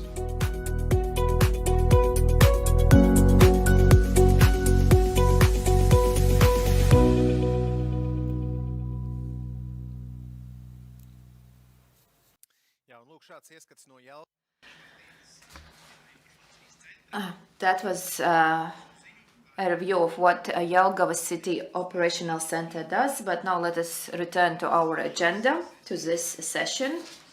And the first topic will be Latvian climate change scenarios for 2100. And I'm very happy to give the floor to Dace Gaile, Forecasting and Climate Department from the Latvian Environment, Geology and Meteorology Center. As it was just said, I'm Dace Gaile, and I'm a data analyst from the Latvian Environment, Geology and Meteorology Center. The purpose of this project is to update Latvian climate change scenarios by the end of this century. Why update? Because these scenarios have already been implemented according to the IPCC 6th fifth review, but now the 6th review is available and it is used to implement this project. Currently, meteorological services of several countries and universities that focus on process modeling are already working on new climate change scenarios by updating the old scenarios and including new data. Of course, these still include GHG emission scenarios, also gross domestic product data, urbanization data, population data, but also many other types of data.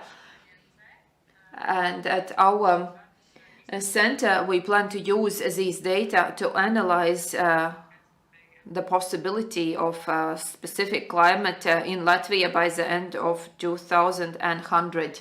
But to speak about the future, first and foremost, we need good historical data. And that's why we have already started and we plan to focus on this for the rest of this year. namely to analyze historic data like minimum, maximum temperature, precipitation, sun hours, average wind speed, maximum snow layer, and so on. And the period will be longer than before because previously we analyzed the period from 1961 to 2010, and now we will include also the last decade, namely until 2020, and we will include also longer data rows covering more historical data.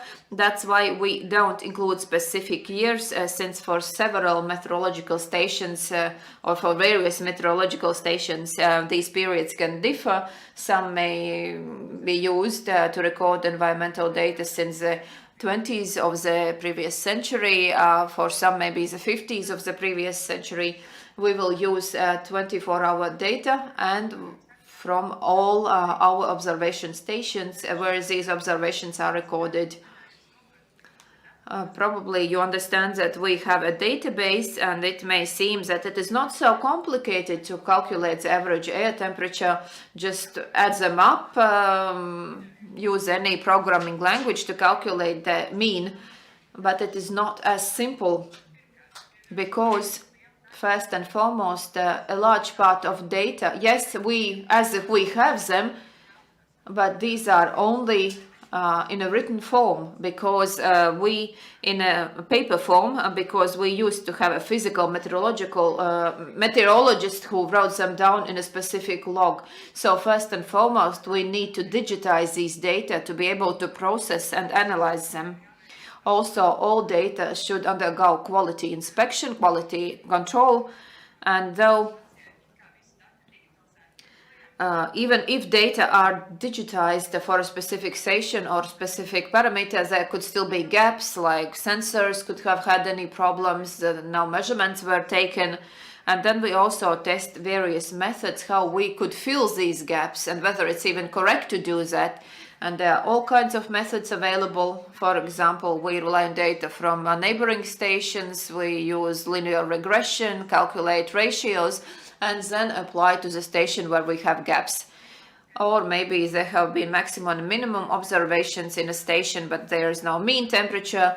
So maybe we can use the maximum and minimum temperature to model the average temperature. But in this case, as I mentioned, we need to perform analysis, and we cannot just automatically make the calculations. Of late, all our observation stations have been automatized. It's not done manually anymore. And when manual recordings were still taken, instruments were often substituted, so there were various variations. For example, let's say the wind was observed 10 meters above the ground, and if the sensor is lifted 20 meters above the ground, there is also, of course, a deviation, some changes. So we have to homogenize these historic data so that they would be uniform. And here we also work on various homogenization algorithms to try to understand which algorithm could be used for a specific parameter. And when we have gathered quality historic data rows, and when it's done, we will start calculating the climatic indexes, and this will help us and also the public better understand the climatic change. There'll be all kinds of indexes like days, summer days, days without thaw, close to 20 indexes. Precipitation, I think, will have a bit more than 10. And of course, all data will be interpolated to take into account distance from the sea and a gulf, also altitude and other parameters. And when we complete analysis of historic data, that will be in 2022, then we will start analysis of future data, future conditions. Before we relied on global data to make such calculations, but now to ensure better resolution and more accurate data, more accurate results, we plan to rely on regional models, as these models differ And due to this, we plan to contact the Norwegian Meteorological Service and exchange experiences with their experts so that they would help us understand which models would be best suited for our needs and which could we use better. In the future, we plan to work on the same parameters and indexes as in the past. So, namely, if we calculate something for the past, we will also analyze this parameter for the future.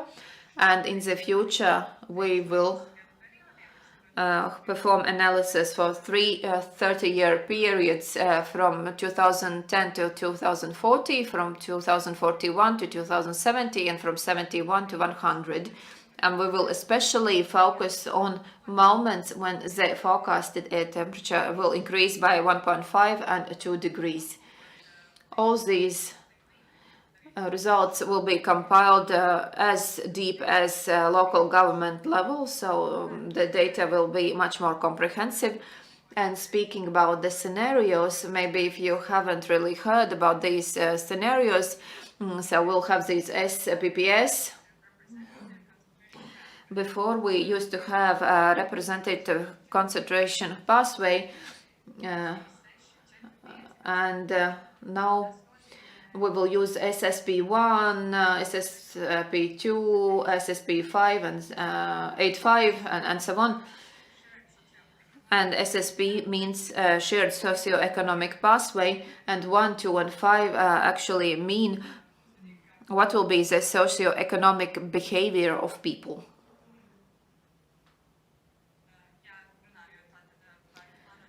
Speaking about the results that we expect to achieve, eventually we will compile all of these results into a report so that it could be provided to policy makers. It will be done in 2023, when we will also prepare various infographics that would allow us to better inform the society about results in climate change in Latvia. We will also supplement the climate change analysis tool by including these new indexes, by making longer the historic data rows. We also plan to organize a regional seminar on climate change in Latvia. That's all. Thank you. Thank you, Dace Gaile, for the very interesting presentation and explanatory presentation, namely what is behind these new initiatives, new data. Very clear and very understandable. But now let us proceed with the next speaker. Improvement of the national early warning system. And the floor goes, and the virtual stage goes to Valērija Kosteviča from the Forecasting and Climate Department, who is a weather forecast specialist. Hello, all the participants. My name is Valērija, and I work in the Latvian Environmental Geology and Meteorology Center. And my task is to tell you about one project activity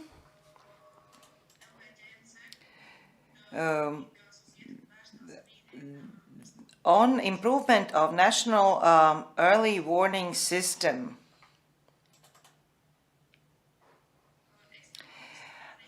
Extreme weather conditions and harmful weather conditions have been observed always, but it's becoming a greater threat for human health and property due to weather change. That's why we are concentrating on early warning system, and it is one of the most efficient preventive measures which could mitigate material losses as well as provide the greatest security for people.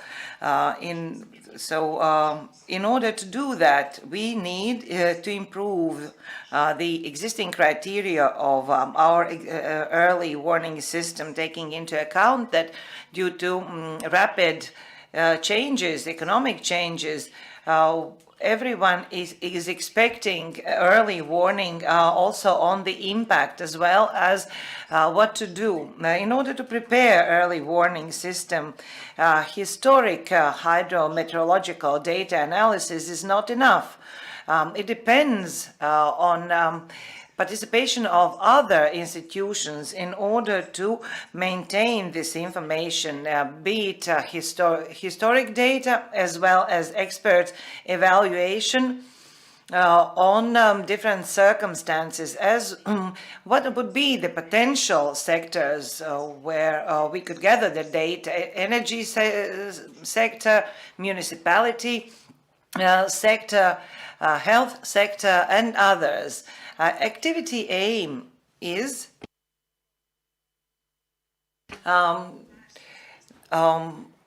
overall early warning system improvement. This activity is going to be implemented by Latvian Environment, Geology and Meteorology Center, and cooperation partners will be Norwegian Meteorology Institution and Latvian municipalities. From Latvian municipalities, we will gather hydrometeorological data as well as we will learn about impact on floods and socioeconomic losses of those disasters. Existing parameters are based on warning visualization, and we use this website, warning.lv.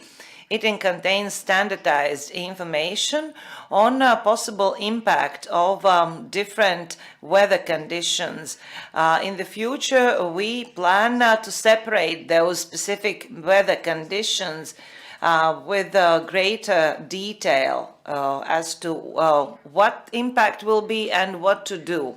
What are planned activities in order to improve this national early warning system? In 2021, we will analyze climate data and extreme weather conditions, and we will elaborate warning criteria, and we will analyze the existing warning criteria. In the nearest future, we will elaborate impact concept, and these data from both previous analysis will be gathered in a database of hydrometeorological impact database, and then we will evaluate these data, and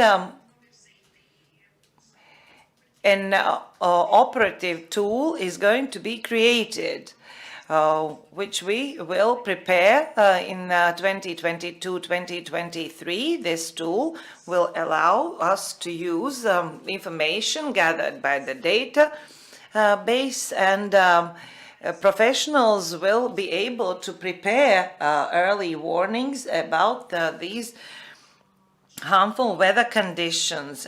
Finally, we will come up with efficient tool, and this tool will be evaluated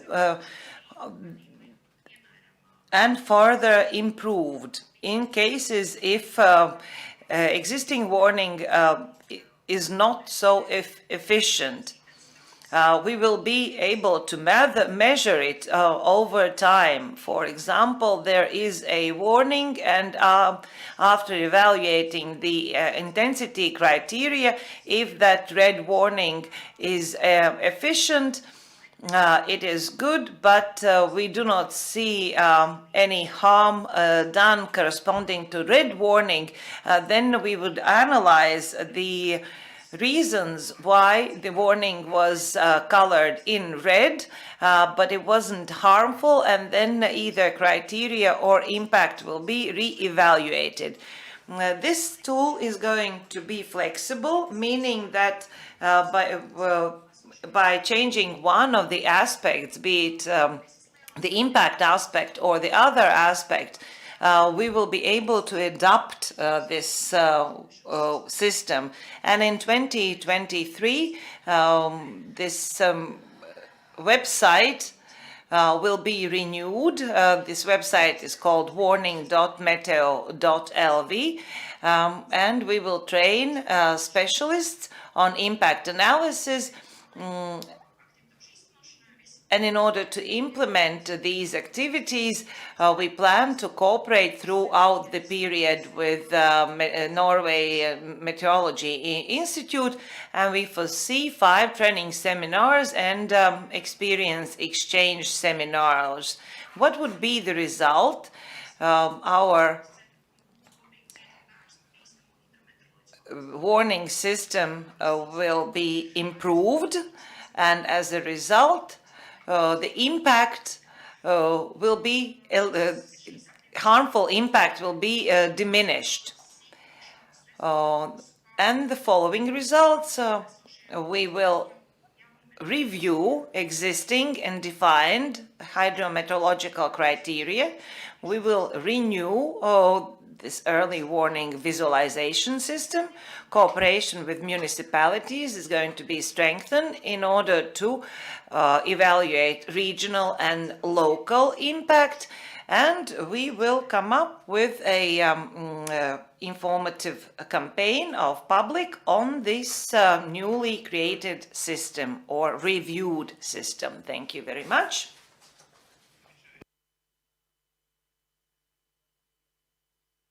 Thank you, Valeria Kostovic. This is really a thing our society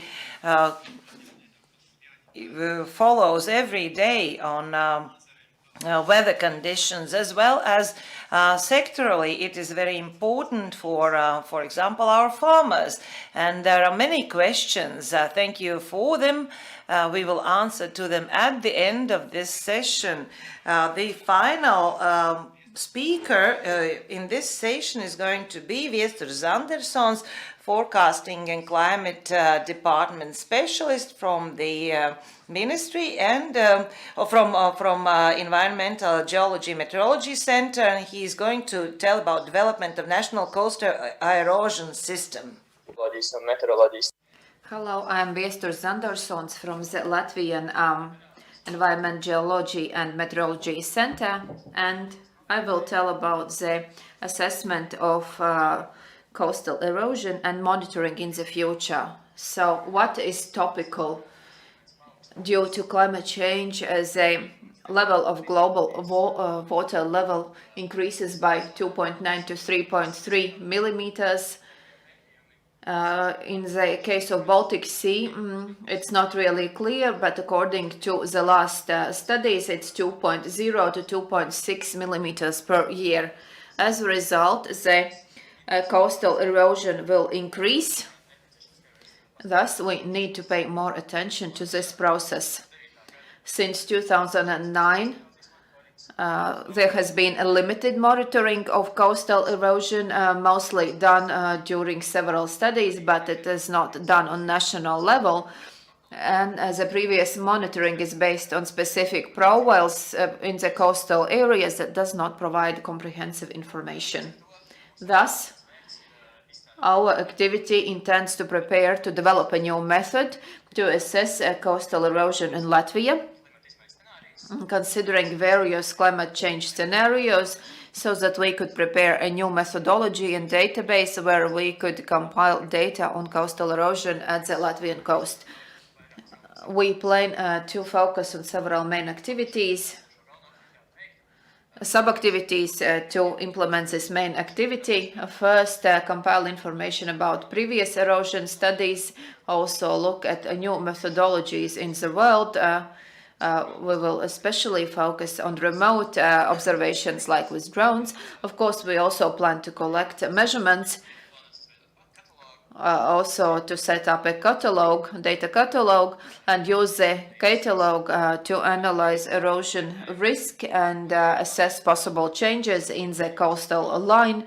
We will also use satellite measurements and drone observations in specific areas in Latvia to validate our results.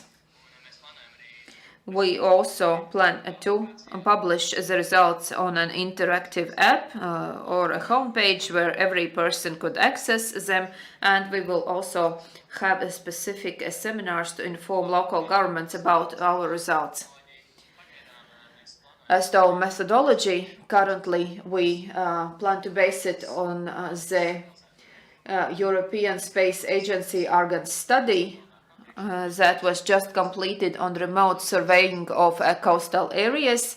It is based on satellite data and outlining the coastal line with various data processors. Here you can see the diagram how this could look like. We would under this scheme we would gather satellite data from Sentinel, for example, and also use high-resolution satellite data, also Landsat data from NASA. Then we would pre-process the data, we would ensure the spatial linking, and also we would determine the coastal line, where we would involve experts and also use drones. We also plan to establish how the erosion has developed in the past, and also identify specific risk categories where this could happen, and also work on future analysis. We have already started working on collecting data, and we will continue checking and processing the data until 2023. This is how the coastal line could look like. To the left, you can see one index that we will use to determine where the coastal line is, and this is water index. And here you can see two types of data. In the yellow, we see where there is less water, so this is how we can determine where is the coast and where is the sea. To the right, you will see the final result. Of course, we have many satellite images, we'll have more than 10,000. So we'll have many more such coastal lines, but here you can see one area, how this could look like, how the coastal line could look like when it's determined remotely. We also plan to verify the results, first and foremost, with a drone. We already have one pilot area close to Bernati, and we will outsource this service so that for 3 years and 3 summers, drones could be used to check how the coast has changed during this period of time. We'll try to do that when the water is really calm, so that we could verify how the coastal line has been established with the satellite and how it matches the reality. Why will we use a drone? Because the drone has much higher resolution than a satellite, which means that we can determine the coastal line much more accurately. We will also be able to see how the satellite data correlates with the real location. We also plan consultations with experts that will help us assess the results of our algorithm, and also test how they could, to what extent they match the reality. So how would the results look like? We would create a new methodology that would allow to determine coastal line in Latvia. This methodology could be used in the future. As we mostly rely on satellite data, I think we will be able to continue this monitoring free of charge. So one purpose of this project is to set up a system for remote surveillance of coastal line and its erosion in the future. We will also set up a data catalog where we will include satellite observations as well as specific coastal lines, also changes in the coastal line. And this data catalog will allow us to assess erosion in the past. Here we have indicated 2015-2020 as a minimum period, historic period, but this period could be made longer. We have a 5-year period because this is a period when we can use Sentinel data. But if we supplement this data with high resolution data and Landsat data, I think we could secure a much more comprehensive data set. We will also rely on past events, on past erosion to provide maybe some future scenarios. We will also set the baselines that will be could be used for future monitoring purposes. The results will be published in an interactive tool. Here you can see an example from the US Geology Service, how they interactively publish changes in the coastal line with several classes, as you see, and we plan to establish a similar link, similar page, so each and every interested party could read how the study was conducted, what was found, and also check specific places and also make their conclusions depending on what they have read. This tool will be made available for any party to access. We also plan to organize seminars on the spot to inform interested local governments about results, mostly coastal municipalities, but of course that will take place during the last year of the project when we have completed the study. So this is how we plan to reach the target audience who would be interested in changes to the coastal line. Thank you, and that's all from my side. Thank you for attention. Thank you, Viesturs. A really interesting presentation, and we understand that at the end of the project, I think the public, the people will be able to change their conceptions about the coastal line, about a map, very useful for the public, especially when we speak about such sectors as construction and others, and there'll be questions about that as well. So I am looking at the questions, and there are many experts here in this session. That's a guy, agricultures, when calculating GHG emissions, it is important to receive free data, climate data, in order to calculate emissions. We have free of charge data available for everyone. You can find all the data on our webpage through a free data search, and this is the way how one can obtain the data. Arnis is asking a question whether the results are going to be published as geospatial data. I can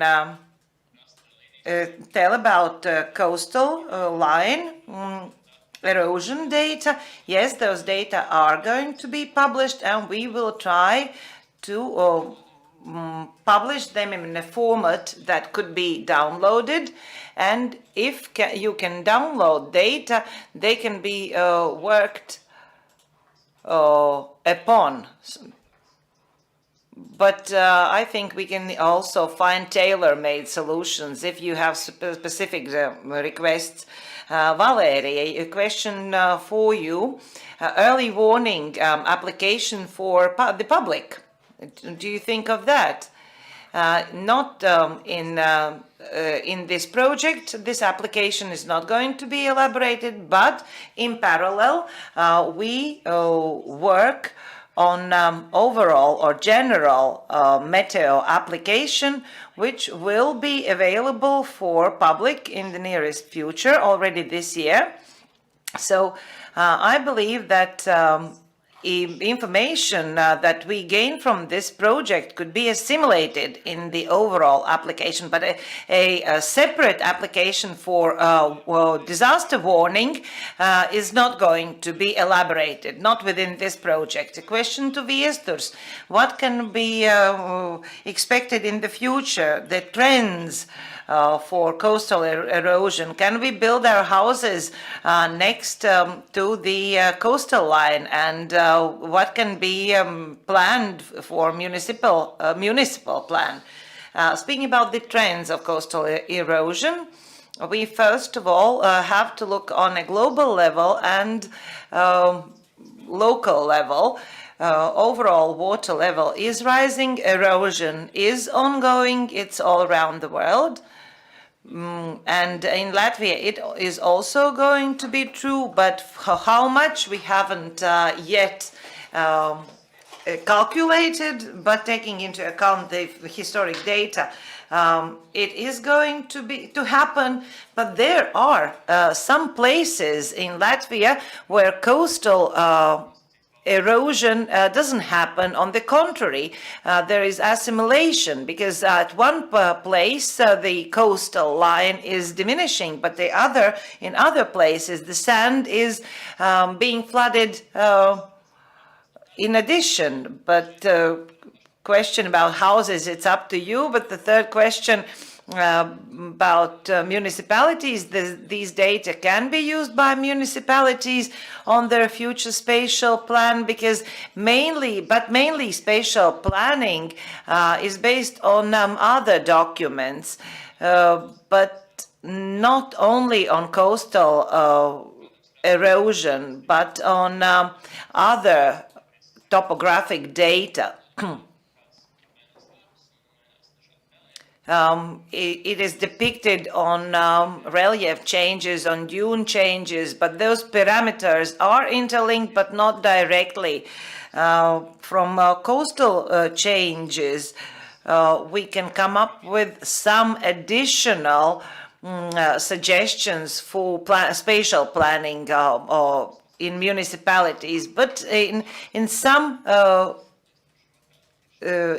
places the erosion is intensified. In some places, as I said, the coastal line is assimilated. Question to Dace: what would be the main changes with existing scenarios? This project is about new scenarios. Where do you see the main differences or changes? As you said, we are going to come up with this analysis in 2022, but the state data analysis that I have read, but they have not been completed because not all the models, forecast and analysis models, are completed. But if you look through those scenarios, they have some differences.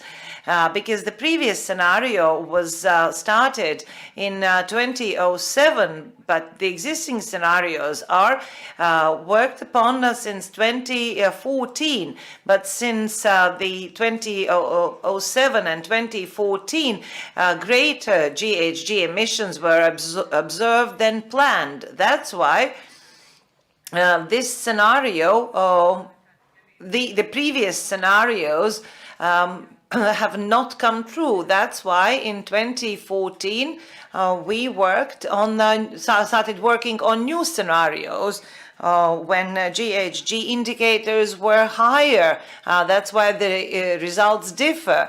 But looking at the first global data analysis, if we speak about GHG scenario 2.6, it was elaborated that overall temperature in the world, global temperature, will increase by 1.7, but now the new estimates are up to 2 degrees centigrade, which is 0.3 percentage point different.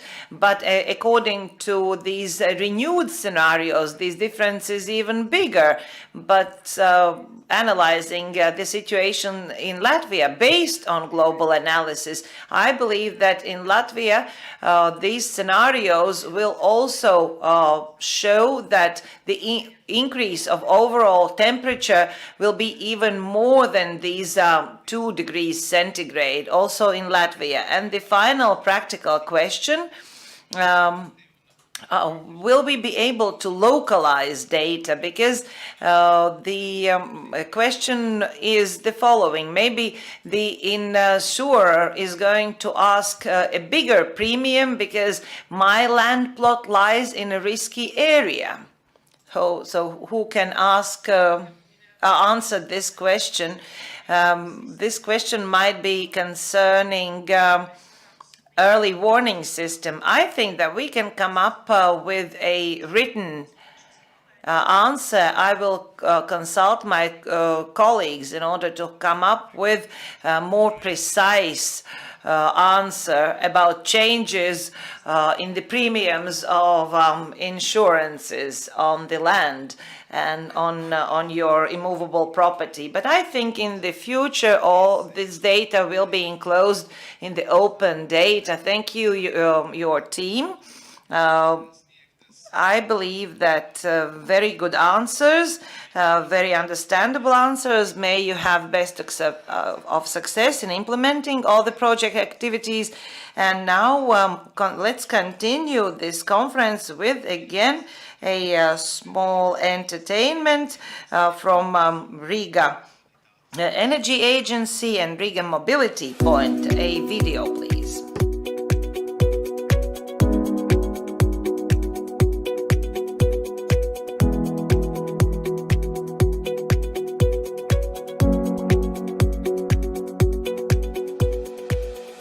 Rīgā un Pierīgā ir koncentrēti aptuveni 50% valsts iedzīvotāji un aptuveni 60% ekonomiski aktīvu uzņēmumu. Līdz ar to lielākā daļa primārās enerģijas patēriņa un ar to saistītās emisijas rodas tieši Rīgā.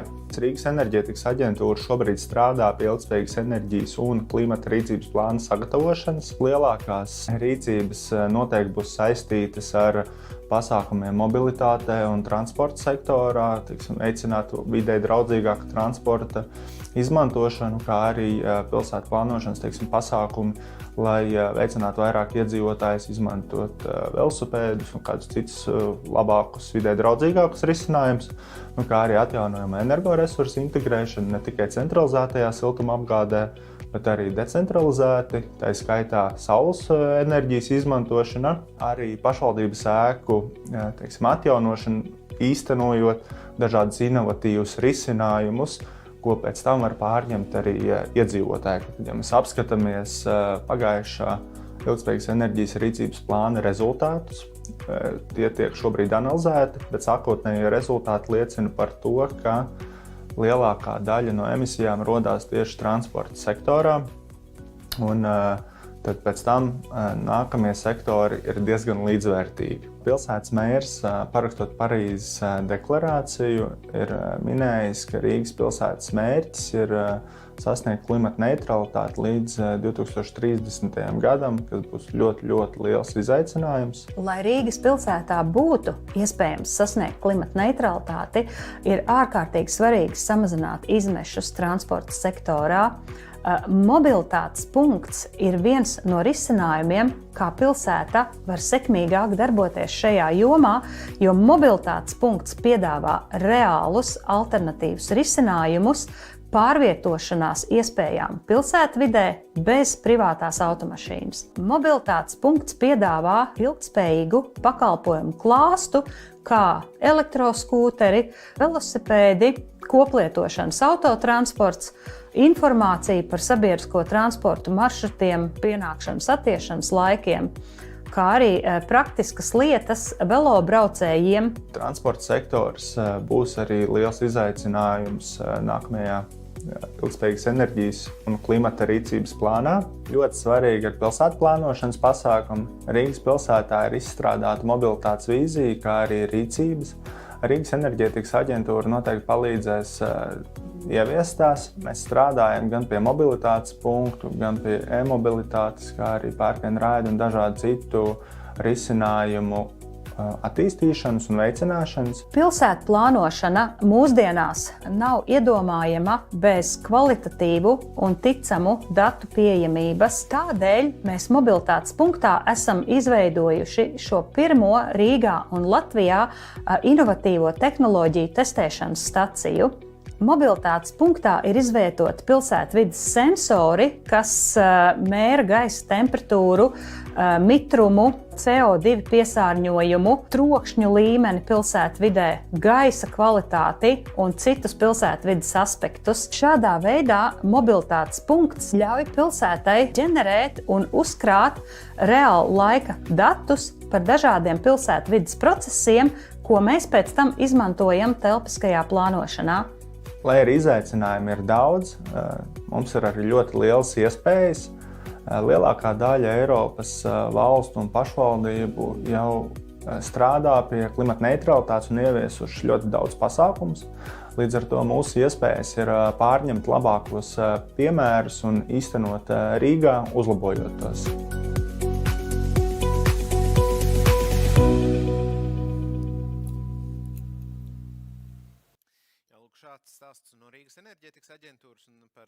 That was about Riga Energy Agency and Riga Mobility Point. So in all cities, in all regions, we face changes.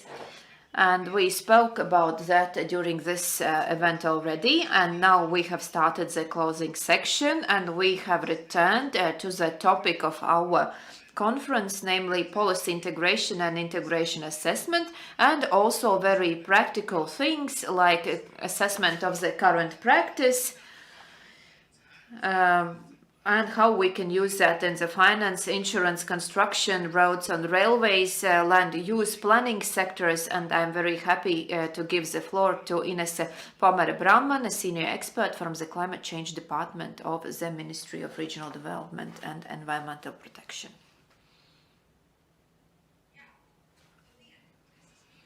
Hello, I am Ines Pomere-Brauman, senior expert from the Climate Change Department, and I will tell about what studies we have planned to assess the current practice and prepare recommendations on integrating climate policy into various sectors.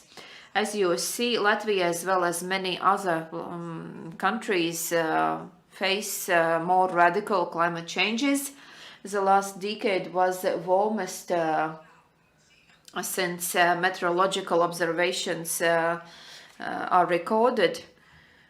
And at the end of the last year, comprehensive strategy on adaptation to climate change was published, and new countries are invited to make decisions considering climate changes and forecasts according to the principle climate informed and future proof.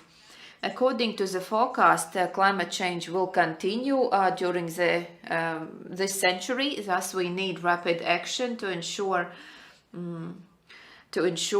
resistance to climate change and move towards climate neutrality, which means that climate aspect should be included in all action policies. And to ensure that these targets are included in the policy planning documents. During the previous period, we implemented ESF climate studies with the help of our Norwegian partners, and that was done in 6 areas that you can see in this slide, and the results were used to prepare the Latvian plan for adaptation to climate change until 2030. And it was approved by the Cabinet of Ministers in 2019.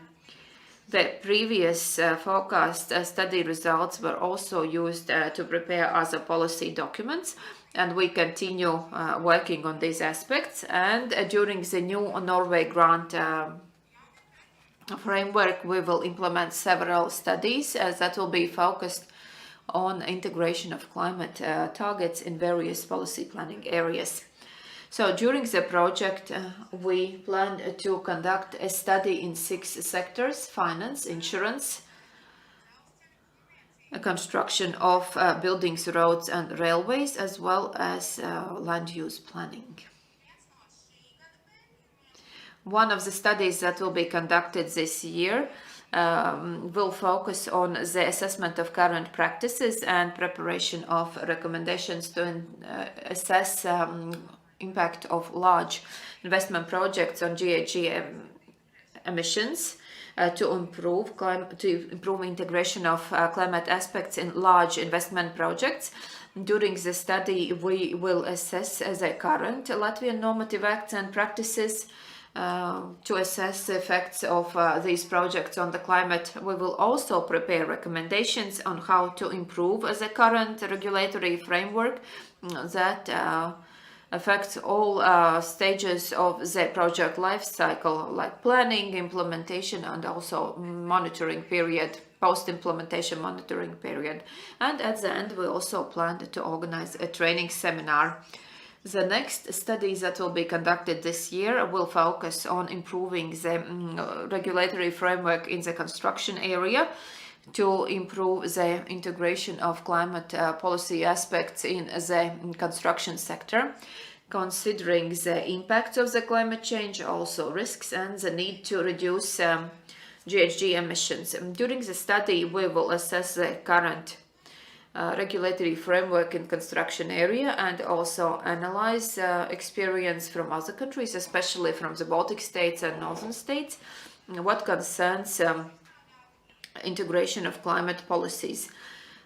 We will also prepare recommendations that could be used to improve the regulatory framework in the construction and management of buildings area. That will also affect the implementation of several measures from our Adaptation to Climate Change plan. Also, during the training and experience exchange seminars, we'll be able to take over foreign best practices, in particular Norway best practices, and implement them in Latvia. And the last studies that will be implemented this year will be devoted on the involvement of regular, most important insurance services to cover losses caused by climate change. And during this project, we will try to strengthen the private sector and various economic sectors against climate risks, including extreme weather, as well as we'll try to ensure mitigation of the losses caused by these risks, maybe by diversifying the range of insurance services. During the study, we will assess the current regulatory framework and also analyze experience from other countries. We will also prepare recommendations on improving this framework in Latvia. At the end of the project, we will also have a training seminar. In this slide, you can see studies that will be implemented next year. The ultimate goal is to mitigate climate change and integrate these aspects in sectoral and regional policies. And the studies will be conducted in the finance sector, in the road and railway infrastructure sector, and also the land use planning sector.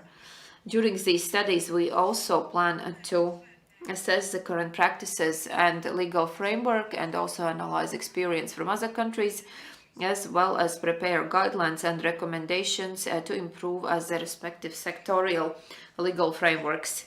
When all studies are completed, we will organize seminars, including experience exchange seminars, where the Norwegian Environmental Agency, its experts, will share their experiences. These studies concerning integration of climate change aspects will be implemented this year and next year with the support of the Norwegian partners. Information about these studies will be available on the ministry homepage, and also check the klimatam.lv portal. I hope that this will inspire you to think about climate-friendly investments, so that any decision made in Latvia would be made according to the climate goals, climate targets, so that we would all contribute to the Latvian climate resistance and climate neutrality. Thank you. Thank you, Ines. Very interesting information, and offers many possibilities, opportunities, allows to open these opportunity windows to see how these opportunities can be used in their own planning policies and documents. And now the final presentation to answer to the questions that was asked at the very beginning, namely on e-learning courses. And the presentation is titled Development of an e-learning course for Municipalities on Climate Change Mitigation and Adaptation. Marina Pautanen, Senior Expert from Climate Change Department. Thank you. Hello, dear participants of the conference. Today I would like to tell you about activity 1.3, namely development of e-learning courses for municipalities on climate change, mitigation and adaptation, as well as measures within this activity. E-learning course is going to be dedicated to topical issues on climate change, including information on GHG emissions, on reduction of those emissions and other related questions. At the same time, necessity to develop this course has been stipulated by many issues. First, we wanted to create this learning course for professionals who work on a daily basis with expert in regionals. It should have been of good quality, but at the same time it should be modern and available on e-environment at any place during a long period time. At the same time, it should be adapted and there could be corrections.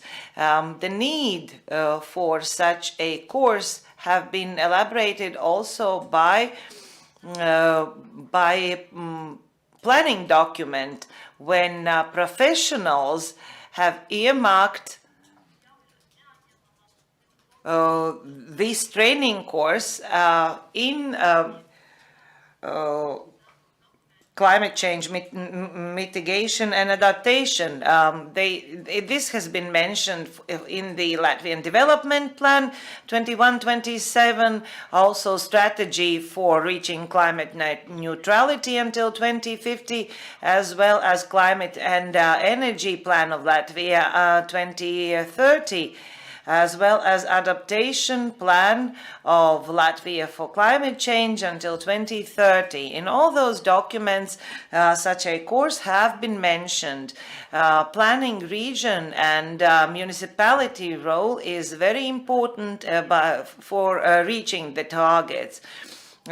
These issues of the knowledge of every worker, every employee would be very beneficial when preparing and implementing projects, not only on the issues on climate change, but other issues as well, and when taking decisions on regional and municipality level. As I mentioned, and as you probably have understood, our activity aim is to develop an e-learning course for municipalities on climate change mitigation and adaptation, and to educate about 200 municipality employees. Target audience is representatives of municipalities, and we have planned it on voluntary basis as interactive course, and it will be available for unlimited number of people. So we believe that target audience will be extended to consultants, to employees of other institutions, and anyone who is interested. How we plan to implement this activity? We plan to do it on 2 stages. First of all, we will prepare the contents and structure of e-learning course, adapt the content to e-learning environment. The time scale is indicative. We have seen that the elaboration of the content takes place in 2021. In 2022, we will adapt the content to e-learning environment, and it will be available at the beginning of 2023. I believe that it can be done even before the stipulated dates, but we will inform about it later. What will be the topics enclosed in the e-learning course? And those topics, as I said, are in the process of being developed. So all the topics or exhaustive list will be available at the end of this year. We hope also that we will get feedback from target audience on the topics, so that it should be beneficial for everyone. As you can see, the topics are divided in 3 blocks. You can see all 3 parts being colored in different colors on the slide. So 3 thematic blocks where climate changes and mitigation of climate, theoretical part, and then practical part. In theoretical part, one will be able to learn about definitions, explanations on climate and climate change notions, and interconnected topics. For example, monitoring of climate change, climate development, and others. On policy documents, you will receive information on documentation, on legislation, on international scale, as well as Latvia, as well as development trends in legislation and their interaction.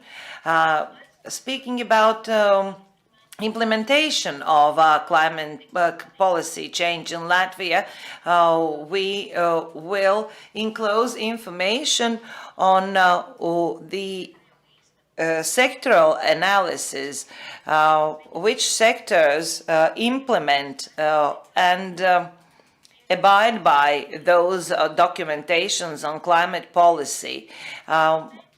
Every topic will enclose subtopics, which will be supplemented by visual aid and video material. We are planning also tests or questionnaires at the end of each part or each topic, and the participant will be able to receive a certificate. We will elaborate or develop modern e-learning course on climate change issues, starting with theoretical part, ending with mitigation tools on regional and local level, as well as we will inform the society, and it will increase, I believe, the capacity of municipality employees, and they will be able to apply the knowledge when elaborating strategy and development planning documents and taking decisions on a daily basis in their respective municipalities. Thank you very much. That was it from my side. You can ask questions to me by using the provided contact information, and we urge you to follow our progress on all the platforms. Thank you very much. Thank you, Ines. I'm sorry, thank you, Marina. I was preparing a question to Ines, but Marina also has a question or two. A question to Ines, taking into account that GHG emission creator is the transportation sector, where there will be any studies concerning transportation sector and their share in creating GHG. Thank you for your question. Yeah, there is a survey planned for the next year on road and railroad infrastructure and their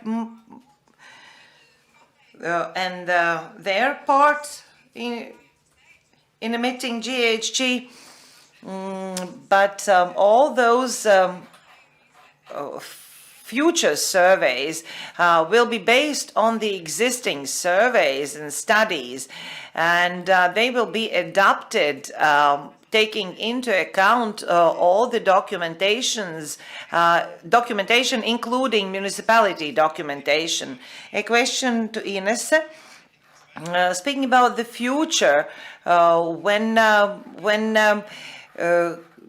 drawing projects for renovation or construction buildings, what should be taken into account in the future? Yes, we work on technical specifications, on study on impact on construction. Construction sector will have to take into account the same climate changes as influences the other sectors, namely the increase of average temperature, increase of rain, extreme weather conditions, rise of water level, as we saw from the previous presentations, as well as change, for example, in extreme cold days, and in construction sector will suffer from extreme weather conditions such as floods, heat waves, rains, droughts. We will also have to take into account possible invasive species. For example, if building wooden houses, one will have to take into account the invasive species that have influenced building sector in Germany at the moment. And we will have to think about how to protect our historic heritage in the future from climate changes, our open air museum, as well as castles and other historic buildings. And as my colleagues mentioned, coastal erosion as well. This will also be an issue that we have to deal with. And when Latvian Environment, Geology, Meteorology Center will finish this coastal erosion study, we will come up with best solutions how to tackle this coastal erosion. This is just an outline on construction sector. Thank you very much. Questions to Marina. Do you know when this e-learning course will be available for municipalities? You probably mentioned, but when can we start applying for that? Thank you for your question. As I mentioned in my presentation, we are planning this e-learning course to be available in 2023, at the beginning of 2023. Although we hope to do it sooner, and we will be able to offer to the municipalities this e-learning course at even an earlier stage. So do follow the information, and I hope that municipality employees will benefit a great deal from this e-learning course, and it will be available online, and people will be able to use it on daily basis, especially taking into account that counties, municipalities are planning their future activities based on their knowledge also on climate change.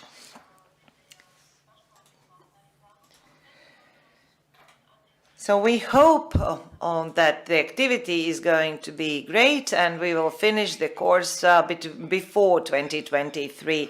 Another question on the comment,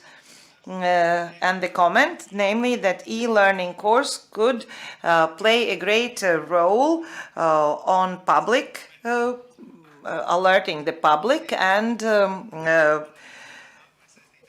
that's why you should aim it at greater public. Maybe you could attract the e-learning course, make this e-learning course attractive to state institutions, to public officials, to all public officials, because it's necessary for them to base their decisions on climate changes as well. Yes, we have planned this e-learning course not only for municipalities, as I mentioned. It will be voluntary and it will be freely available for everyone. I hope this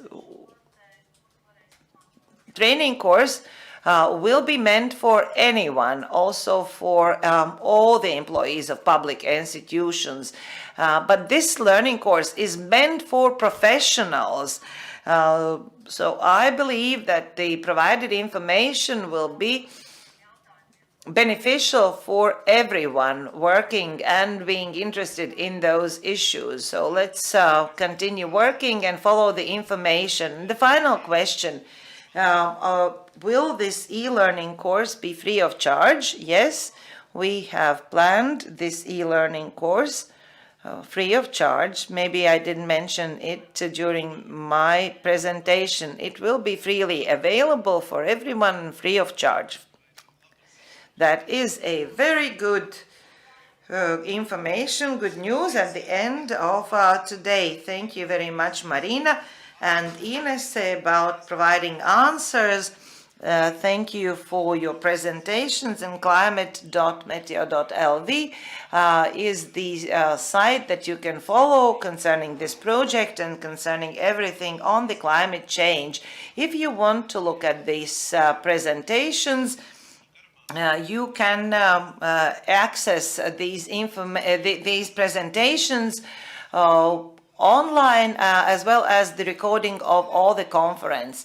Now there is a final stage when interactive quiz is being organized, and it will be in the following way, that in the comment section where previously you wrote your comments and your questions, there will be a question and you will have to press reply.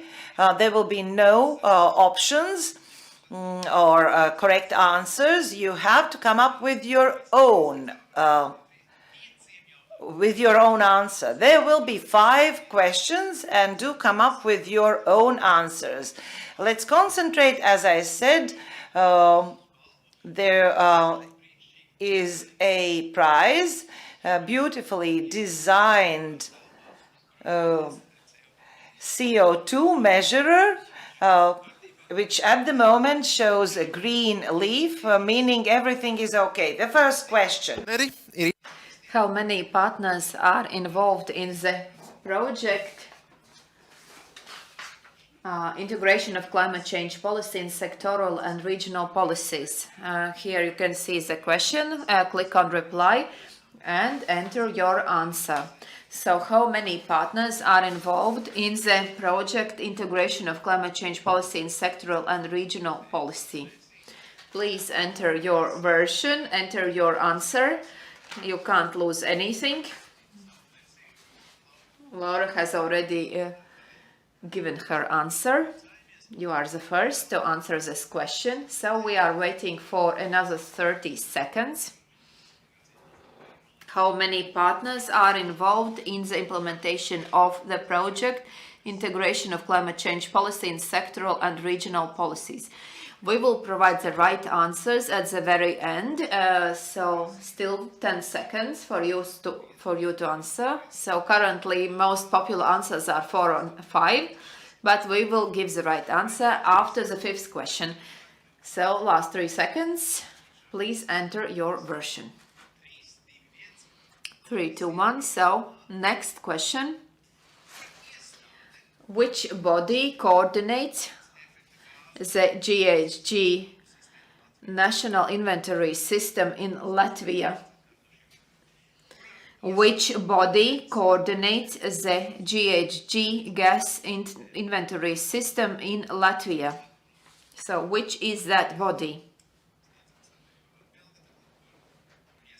Which body is that? Which body coordinates the GHG inventory system in Latvia?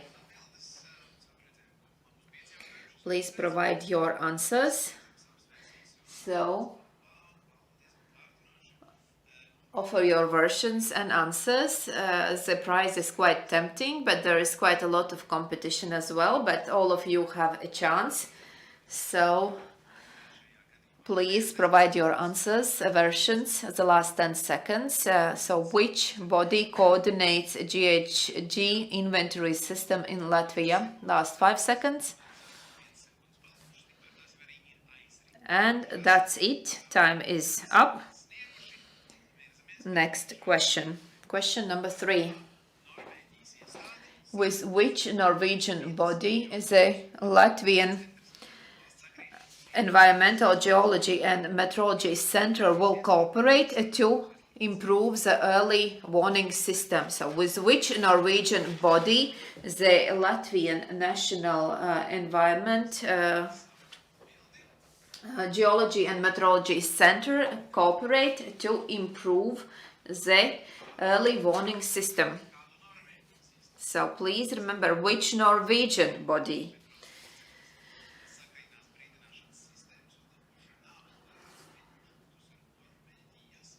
So which Norwegian body will be the body with which the Latvian Environment, Geology and Meteorology Center will cooperate to improve the early warning system? Please provide your answers. So which will be that body with which the Latvian Center will cooperate? Still 15 seconds. It's very dynamic, like a TV show. I'm really happy that we have so many participants. Last 5 seconds.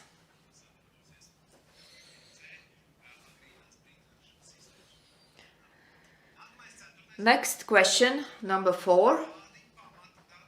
What basic data, primary data, will be used to establish changes in the Latvian coastline? What basic primary data will be used to determine changes in the Latvian coastline? So, which are these basic data? This is a very tricky question, because my first reaction was not right. It seems that I had not listened correctly, attentively enough. So because there were several types of data mentioned, but we are speaking about the primary basic data. 15 seconds to provide an answer. Intensive day, several sessions, and this is the question from the session during which the Latvian Environment, Geology and Meteorology Center told about a monitoring system for the Latvian coastline and its erosion. And that's it, time is up. Question number 5.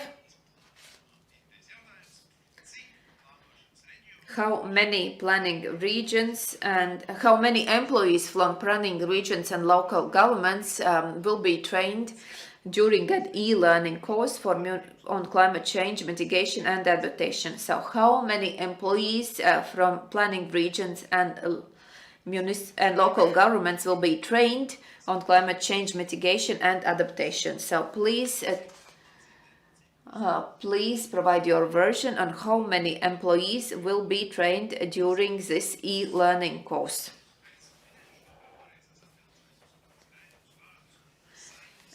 We consider numbers, letters, abbreviations as the right answer. So you can make a spelling mistake, but it should be content-wise correct, because we have an entire team that will compile these answers and determine who will win. The last 10 seconds to answer how many employees will be trained during an e-learning course. Last 5 seconds and time's up. That's it. Thank you for participation.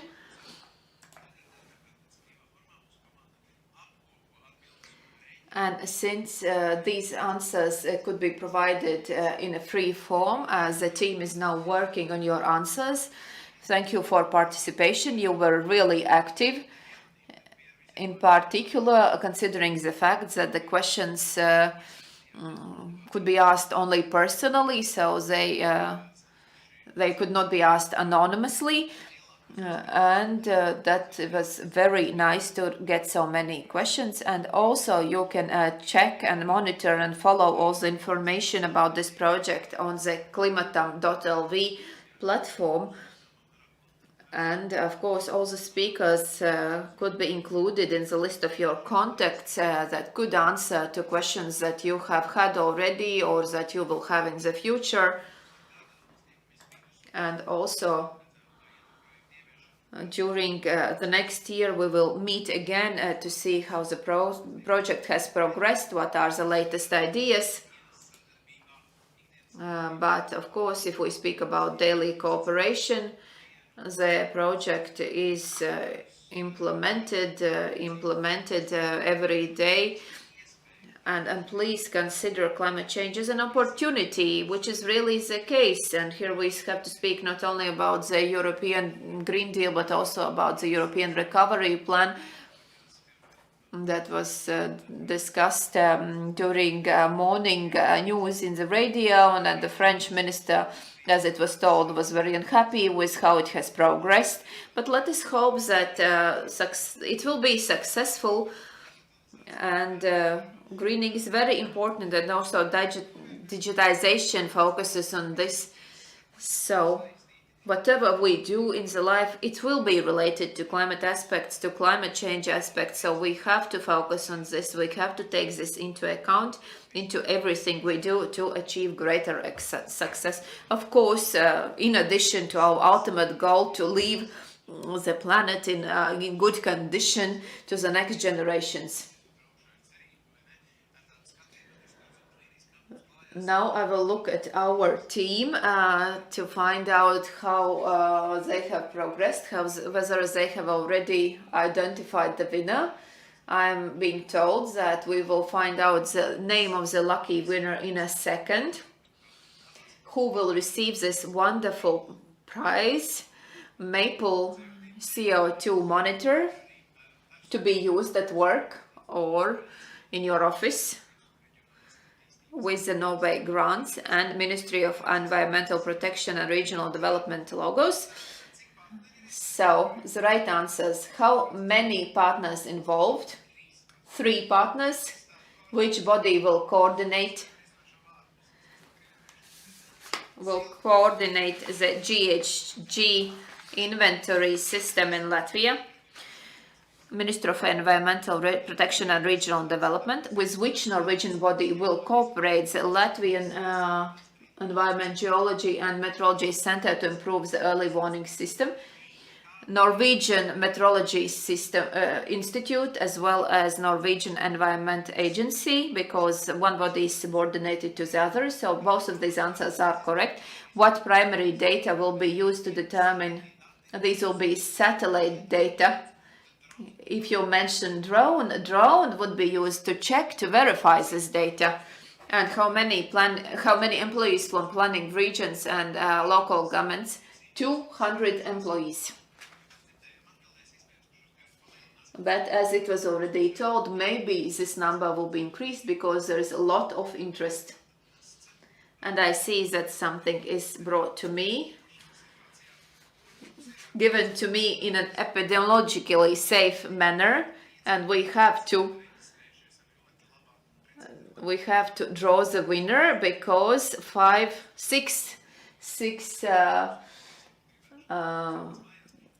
6 participants have provided correct answers, and I have the lucky winner, Dina Līte Zaķe. I hope that I read it out correctly. Dina Līte Zaķe is a winner. So Dina, you will be contacted by the organizers of this conference, and you will be delivered this present in an epidemiologically safe manner. So you will agree how to receive the prize with them. All of you were great, but the luck, Dina was the lucky winner. So thank you for this day. Take care of yourself, take care of the climate. May all of you have good health.